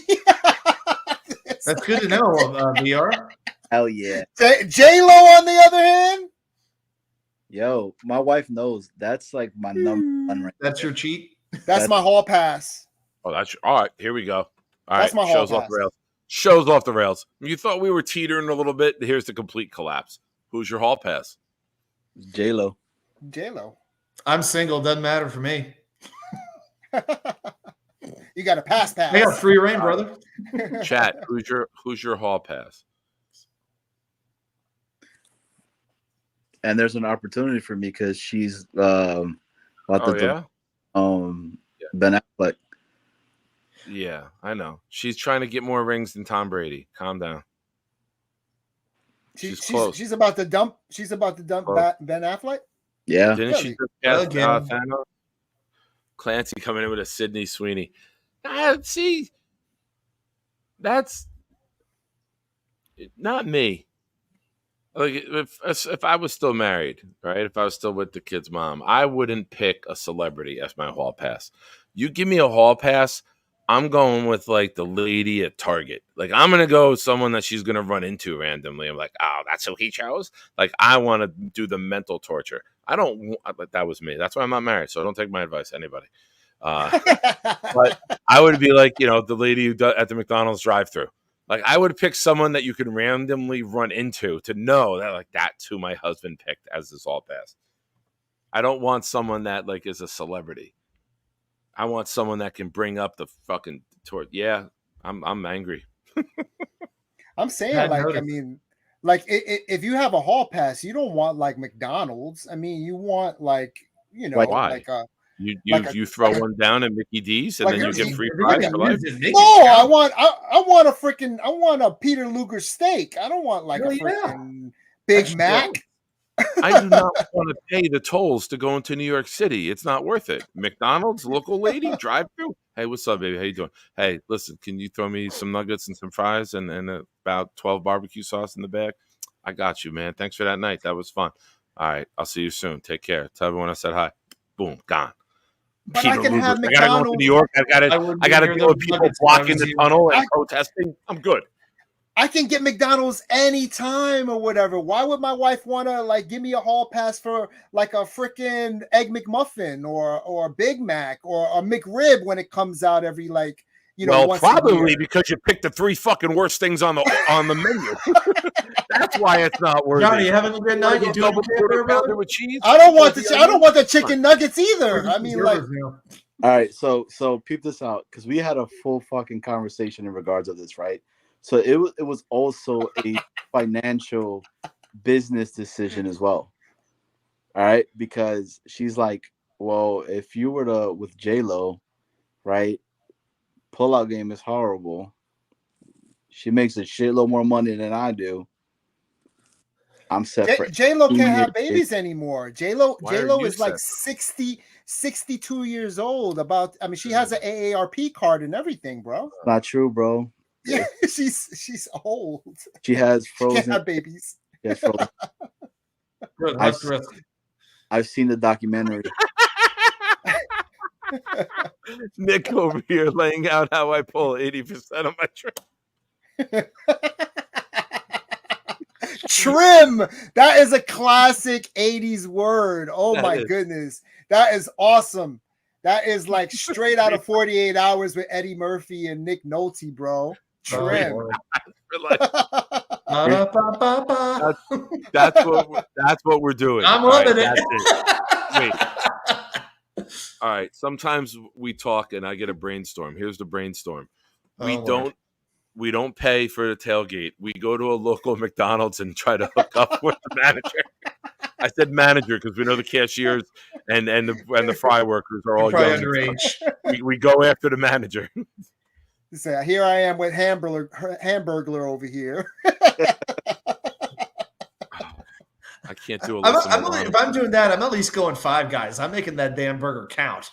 I mean, serious. If I would pick Alyssa Milano for one reason and one reason only. As I finished, I would yell "MAGA" and send her into a tizzy. Could she have some duct tape over her mouth the entire time? Then we could have a conversation. That's a good point. She had to sing to me all the time. She said, "Shut the frick up, that woman." Drew Barrymore is my other hall pass. Oh, that's no, Drew Barrymore. No, okay, that's a Oh, she looked like roadkill. No. He's like so overdramatic.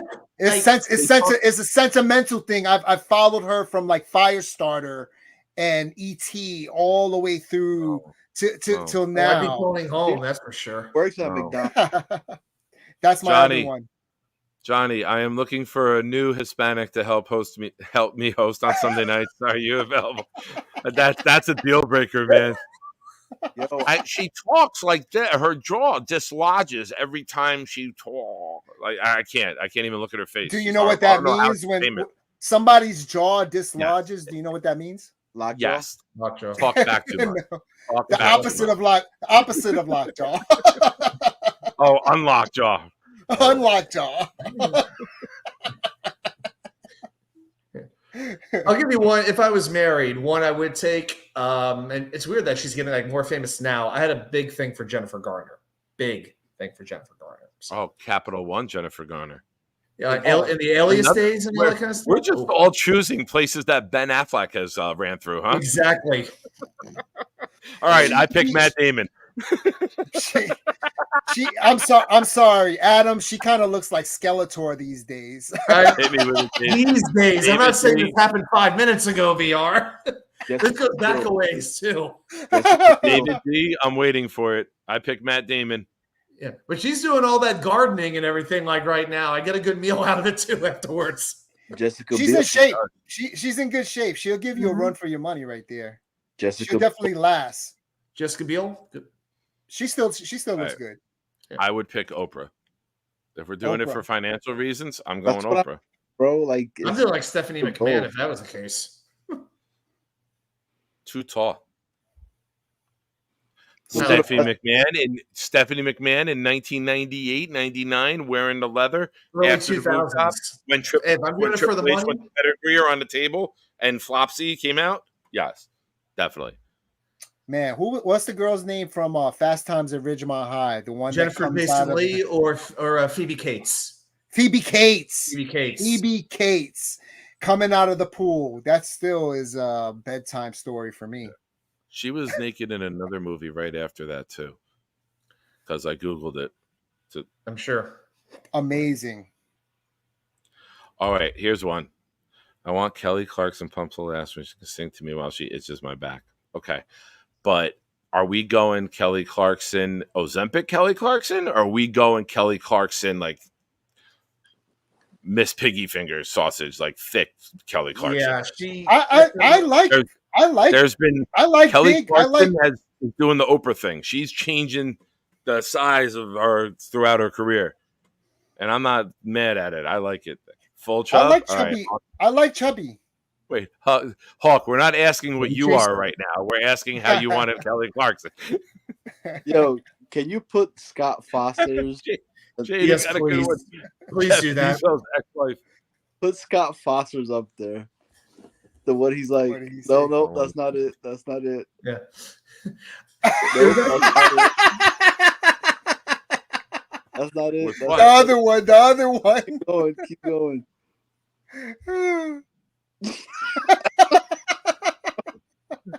I don't even want to say it because it's so funny. Johnny, you look like you're pointing at me. I'm like, what the frick are you doing, dude? You're going like this. What's wrong with you? You sick freak. If only Bobby was still here. How are you holding the phone? Wait a minute. How did you do that? How did you keep the phone up and show your hands? I got long fingers. Okay. Oh my God, Hawk. Oh man. Rachel Ray, when she first wow, came out, that's a there name. was That's a nobody name. cuter or Years more ago. bubbly than her. And I was infatuated with Rachel Ray. And then I was in the doctor's office last year and in the hospital, and you're limited with your channels. And I had to have that on, and that was on TV. And I went, what the fuck happened to her? And my nurse turned around and goes, what? I go, that's not the Rachel Ray that I remember. I'm like, that is. So what do you mean? I go, she looks like shit. And the lady's like, she got like all like liberal offended with me because I was like commenting. And I was like, that's not the Rachel Ray. And I pulled up young Rachel Ray. I was like, that's Rachel Ray. That's not Rachel Ray on the TV. I made a whole big thing. What was the other chick that was on that on the Food Network? I think her name was Gia. Jada De Laurentiis. Was it? Damn, Gia? Adam. Giada De Laurentiis. Adam went middle name, everything. Like Adam. Mhm. Adam went with her the number on the name on her social security card. Holy shit! Adam knows. 5'6" Adam and does knows. long walks on the beach, and you better make at least $50 million a year. I've got one of her cookbooks up there on my shelf. That's not Rachel Ray. That's Bobby Ray. Here's a baddie. Nick has to read my pickup line in this sexy voice. Where's your pickup line? Before Dan's been dropping those all night. Yo, Dan is funny as fuck, man. Dan was on That there is- today.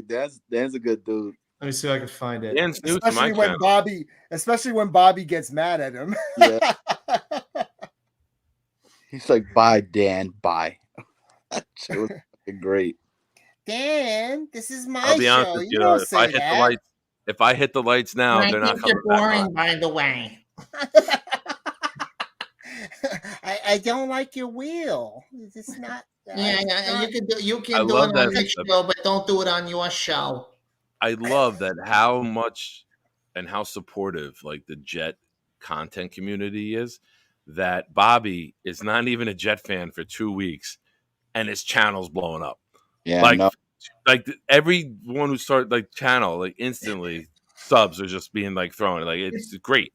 Like it's Bobby's like, like, all right, I'm a Jet fan, and we're like, It's like boom. going to a race car event waiting for the crash to happen. You know what I'm talking about? It's fantastic. Everybody Larry, needs to be on it. Holy crap. Whoa, Allison, thank you so much. Johnny and Allison. I I see Aaron looking at his leg today. I don't know if it was his injured leg or if it was the other leg.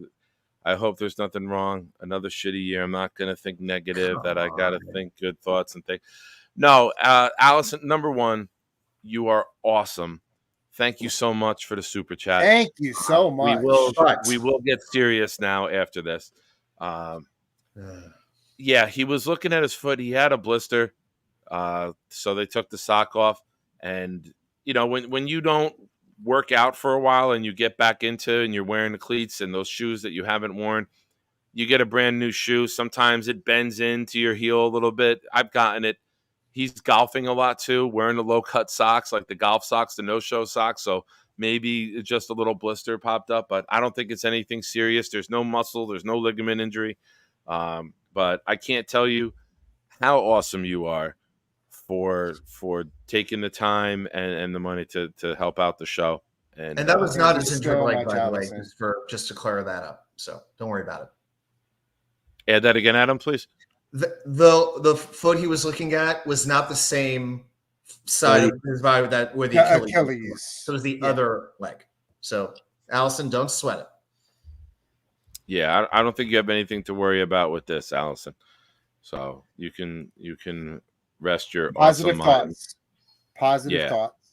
Thank you, Allison. Yeah, it's June. We're allowed to be positive. Oh, I would like to say very quickly, I know she's not watching this right now, but it is now June 3rd, the year 2024, and she's in D.C. right now. But my mom turned 70 years old today, Nice. and she's right now doing a cross-country tour from New York. Uh-oh, Johnny. Happy birthday, You know what that Mom. I means? know you're not watching, but happy birthday anyway. We might Happy we might have to- birthday. Get Happy ready. birthday. Oh boy. This Might have to listen it's up. coming. And you can all thank her for my presence in your lives. And hey, if it wasn't for her, there would be no wheel and no trivia. Hey, That's all I got for you. Mess. You better hope Mess doesn't get a time machine. He's gonna go take out your mom. he's been knocking the wheel in the chat. He's been knocking the wheel in the chat. He was like unloading on me. No diddy. Nick, Mrs. Wicker, oh, she'll appreciate that one. That's awesome. Yeah, Allison, no worries. There's nothing to worry about now.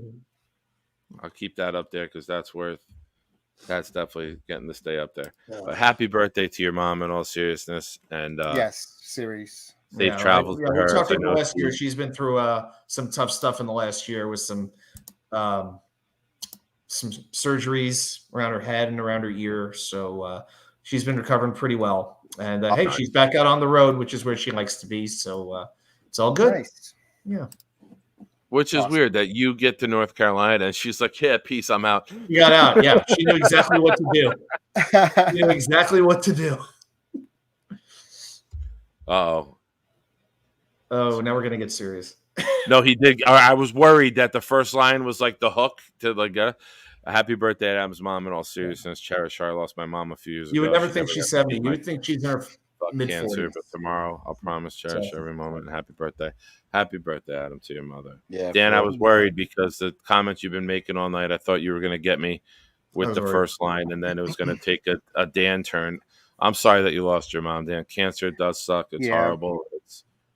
It's my heart and my prayers go to you and your family. You know, losing someone, the person, the maternal person of your life and your family is something that is really, really hard, and you can never get used to it. Just know that she'll always be in your heart, and she'll always be watching over you and your family. So, all my deepest sympathies.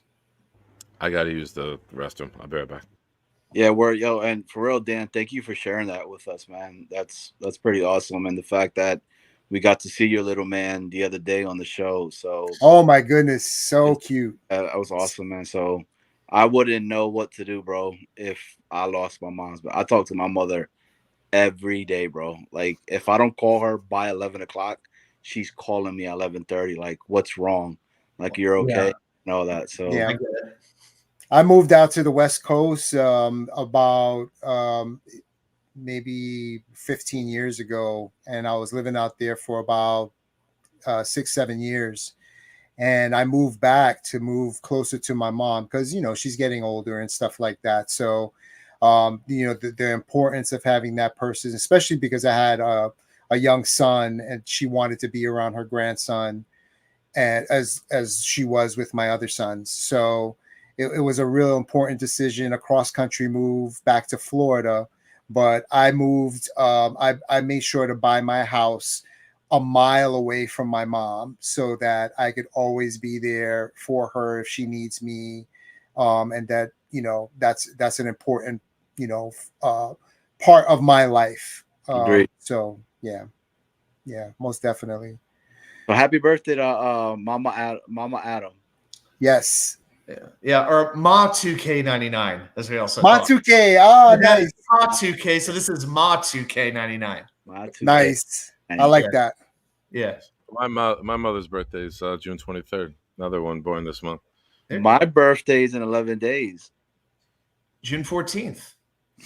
Same day the Rangers won the Stanley Cup. Oh, perfect day. That's like the best birthday present of all time. Adam, with going back many decades ago. Many. 1994. That's how many of my friggin' teams have won a championship. Not that I'm bitter. I was dunking a basketball the last time. Fucking better, dude. It sucks. It's also Flag Day. It's Flag Day. Oh my God. I'm sorry. I have to say this. One of my old friends from Chicago, she saw my post. What? I thought Flag Day was like June 22nd. It's June 14th. That's the 14th. I think it's Flag Day. I think that's it. I think that is Flag Day. I think it is the 14th. Yeah. I also share it with one of our presidents. A great one, by the way. Yeah, June 14th. Yeah. You're trying to make me second guess. What's wrong with you? You know who it is, Nick. It's like that Marino take. Yo, can I say something though? Did you guys see Twitter try to make a big thing about Aaron Rodgers not shaking? Yeah. And that was originally. Yeah. And then Aaron dropped it. He's like, "Hey, shut the fuck up." It's amazing. I could not care less. But yeah, there's one comment from a friend I've had for like 15 years. And she said, maybe it's really time for you to get some new teams. She said this in my response to Facebook. I said, 124 failures in a row. 30 years, 120, no championship. Maybe you should get some new teams. I'm like, you don't change teams. Yeah, you don't change your allegiance. Let's say tomorrow I start rooting for, say, the Baltimore Ravens or somebody like that. They win a Super Bowl. Is that going to do anything for me? Not a chance. How about if we all collectively, since the team that we root for can never win, what if we all split up into groups and we all picked 31 other teams and sent like 10 Jets fans to now root for each one of those teams, and then the Jets would win. We could ruin all. Maybe it's us collectively. We have to put our bad luck spread throughout the 31 other teams, and maybe that would make the Jets win it finally. The Are only you saying we're the mush of I'm saying if I'm willing to sacrifice wearing a jersey and Bonesy's dog, we can goddamn put anything on the table. Do you need to send us to the bathroom? Do we need to all go to the bathroom? Is that what you're saying? Put them in the bathroom? I'm not going to the bathroom, dudes. If you go, somebody's coming out pregnant. Just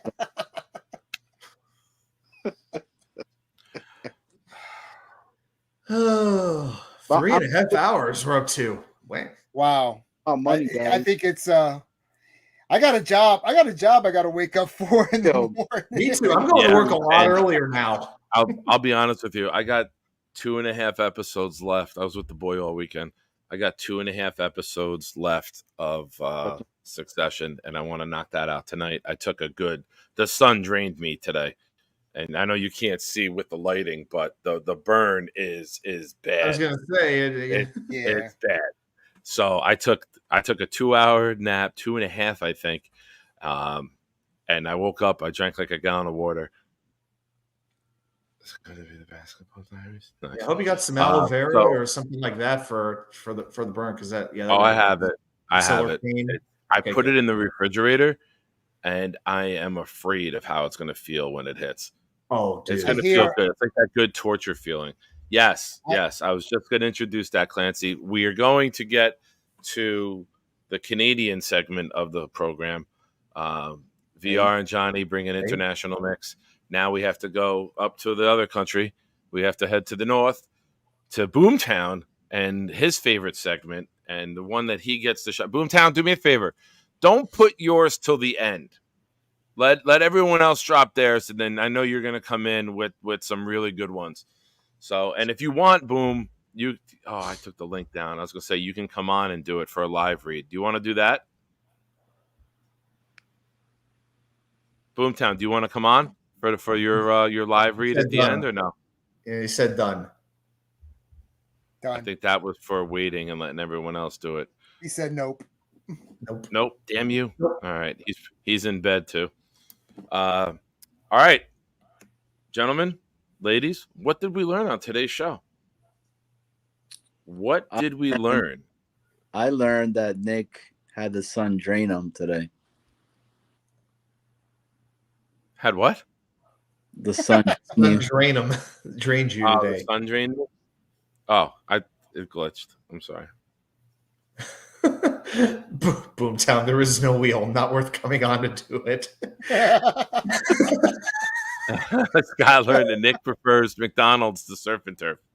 No, what you learned is I live near 5 McDonald's and not near any good places with steak. Here we go. Yeah, I learned Bobby. I learned that number that nobody has worn 59 for the Jets since Kyle Clifton. And we learned a little bit about Bobby's history in strip clubs. And we learned that Bobby hates the wheel. Yeah. It's boring. Assist my suicide. Learned that. Every time I do the wheel, I gotta have Bobby's voice just say, it's boring. Assist my suicide. I'll just embrace the hate. It's fine. One more time. Third time's a charm. Assist my suicide. Learned that Bobby is a fucking menace, and if he is mildly displeased about something, he'll say it to your face. He's got no filter. We know no that. Filter. Yeah. Sorry, Nick. Michael Jackson at the beach. Hey, you get out of my son. I like the way you spelled it too. Ooh. Armand learned that a Bobby wheel is needed.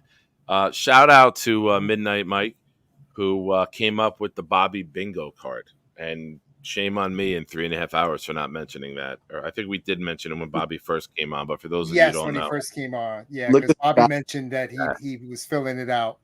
Here we go. Scott learned that Johnny leaks love juice. Yep. It's magic. I learned that Johnny likes keep pointing down on Adam's head and not realizing he's not over the comments.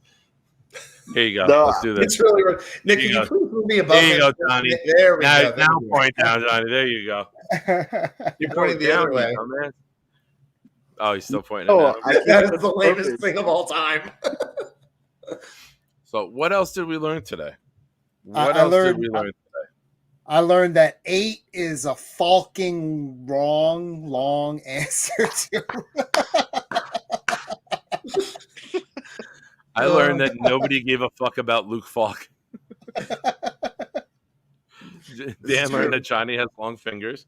Sorry to hear that, Dan. Good luck sitting down for the next couple days. You're welcome, Dan. What did we learn? All right. I think it's time. Go ahead, Boom. Hit send. Boom. Let's go. Boom, I know you got it typed out. Nick likes women who smell fast food. Nick's I learned that Nick is gay for Milli Vanilli. That's the best reference I've seen with that. I knew Boom had it typed out. I learned the North remembers Bobby would kill for the bone, wrap around, reach around, winner either way. BFB for life. Nick loves knob. Quick releases are good. Must add butter gutter to bingo card. Oh, wait. He's got bonus. Injuries are part of the game. Wrong answers only is superior to the wheel. Bingo. Don't keep Bobby up past his bedtime. Long fingers for the win. What are we doing in the bathroom? God damn, this is so good. That's so good. The rest of you need to step your game up. He's got a notepad at home. He showed me on Bobby's show. He goes, Nick, I got the notepad ready for tonight. You did not disappoint. Allison says, I think A-Rod should wear 12. I gave him good luck, but that was back when the Packers, he was playing for the C. I remember 8. A-Rod number 8 wants blood from last year when I get the Bills. Namath. He deferred. Well, Namath offered. Offered. Rogers graciously declined and said, no, thank you. Yep. But I get it. A lot of people felt that way. That was a big debate last year once the rumors were swirling. Would he wear 12? Would he go back to his college number? But no, you learn Nick has a large variety of and taste. We learned Nick has a certain opinion on Dan Marino. Listen to that album by Milli Vanilli and say, you know what? This isn't bad music. Shame on you. You're missing out, man. And I blame it on you, not the rain, Clancy. Who's the guy that does all the stuff for Jay Gator? I believe it is. Yeah. Yes. So, he seriously needs to make like a little video of Nick dancing like Milli Vanilli to "Girl You Know It's True." I need that. Ooh, clip this. Whoever clip that and send it to Gator. Let's go, Gator. I need this. I need this. I could just see him just, oh girl, you know it's true. Ooh, ooh, ooh, I love you. With 9 toes, mind you. I always give him the over on the toes, so it's like the over under is 9.5.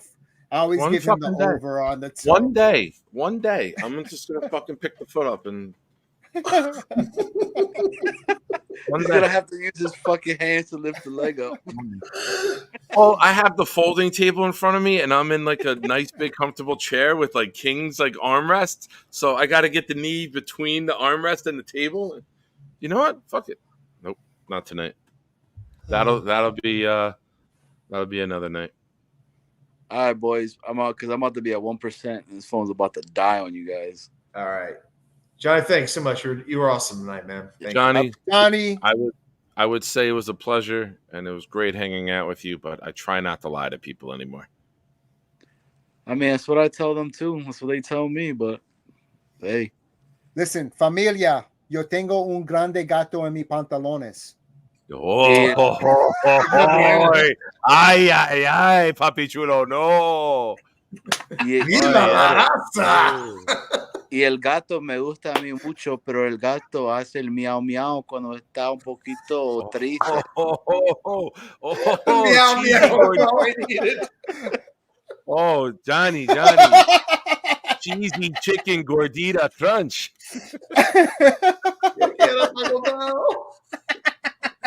Johnny, I tell you, I know we texted the one night. I DoorDash Taco Bell. I DoorDash the same order the following week. Like I go have Taco Bell 2-3 times a year. I had it twice in like a week and a half, and I think I'm done. But those little Cinnabon, Balls with the. Yeah. I'm not even gonna say what's on the inside. Fuck it, icing on the inside. They were good. Yes, you learned that Nick likes to have the Cinnabon glaze shoot into his mouth. There you go. How many You learned balls that. do you put in the mouth at a time? I do one at a time because Oh, cool. but I only ordered the 2-pack. I'm too diabetic to order the 12-pack. Cuffing or no cuffing? No, I don't want to cup it. I don't want to get the cinnamon on the palm of my hand. So it's Got like it. a little Is- baby pinch. Is Little baby that like pinch. the Bukaki special? Good? His phone And died. Johnny Thank, picked a good time to go. thank you, Jesus. No Diddy. Jet it out with a no Diddy. Jet it out coming in with a no Diddy. There we go. Pop that beautifulness back up. Well, that was fun. Adam, thank you so much for hanging out, man. Thank you for Thank creating a good category for the list. This was fun. Yeah, 3 hours and 40 minutes. Who knew this would turn into like a little mini marathon? Man, this was this was awesome, and I think the chat had a great time too. And even during the dead seasons of the summertime, man, we still have a whole lot to talk about. Nothing too current, but that's kind of the fun of it. You never know where the conversation might go. Never. Brother, Never. we appreciate you. We appreciate your humor. We appreciate your information. You bring so much to this program that, we can't thank you enough for joining us for 3.5 hours of just Sunday shenanigans into Monday morning. Man, oh man, I got to get to sleep I got to be up in 6 hours for my job. But I do want to mention just super quick. Check me out Wednesday nights, 10 p.m. for the Wednesday Night Live show. But I did put a poll up, and David D alluded to it. My work schedule has changed a little bit. I am considering going on a little bit earlier. So I put a poll up. I'm considering moving it up to 6 p.m. So if you'd like me to keep it at 10 or move it up to 6, vote. Just give me just want to get a feel for what people are looking for. But I did want to mention that. And New York Sports Wicker Media, please like and subscribe. And thanks, everybody. This was awesome tonight. And your wheel is awesome. Awesome. You better recognize. Recognize, exactly. Adam. Adam, as your friend, and we discussed this a couple weeks ago when we spoke. I vote earlier. That way I don't have to miss any of your show because I love all the information that you give out. And I know we go on, Jeremy and I, from 9 to 11. And I hate missing your show. And if I go later, I feel bad. And then I feel like the chat is torn, on where to watch. So I feel that as my friend, for everyone to catch both of us, which allows me to catch you at 6 o'clock, your entire show.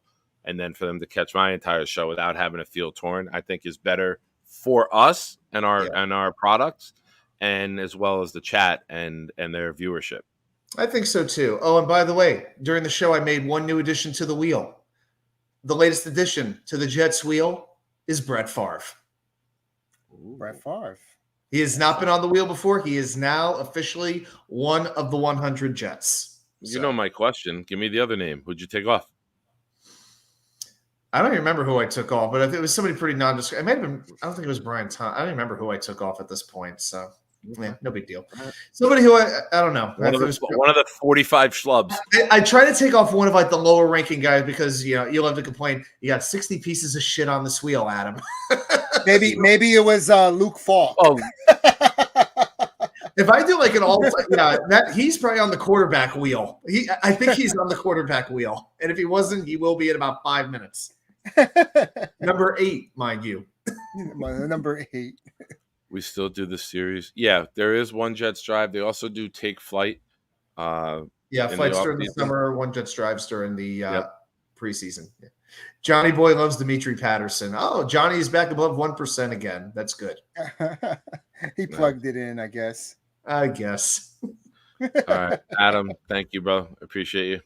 Have a good night, guys. See you soon. Guys, go check out his channel. And regardless of what Bobby says, the wheel is fantastic. See with the content from the wicker chair. Let's go hit Waffle House now. Nice. All right, sir.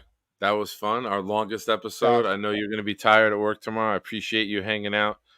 You're the man. You're the This man. is fun, I'm man. just I'm the glad man we're doing standing next to the man. This by far was probably one of our most fun shows together.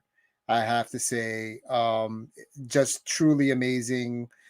Adam, his information is incredible, and he has a great sense of humor. Just yucking it up all night with us, and everybody in the chat, you should give yourself a round of applause because you guys made this show what it is for 3 hours and 45 minutes of time. And I can't say enough about you guys. I love you guys. You guys are the best. Don't blow their fucking heads up, dude. That's the last thing we need is an arrogant chat. That's the last thing that we need. We already got Bobby yelling at every one of us. The guy's been a Jet fan for 2 weeks, and we got him telling us, I don't want to talk about players of the past. That's why he doesn't like the wheel. He doesn't remember any of the players. I wouldn't say it if it wasn't true. Everyone, enjoy Kellen Winslowing yourself tonight.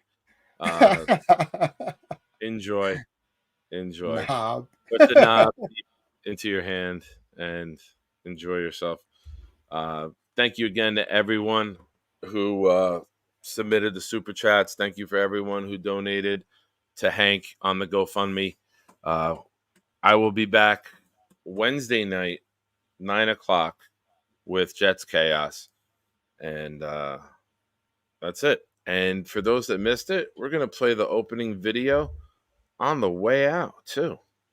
Old school shit going on here. Let's go. And have a good night, everybody. I have to say what we always say to end the show.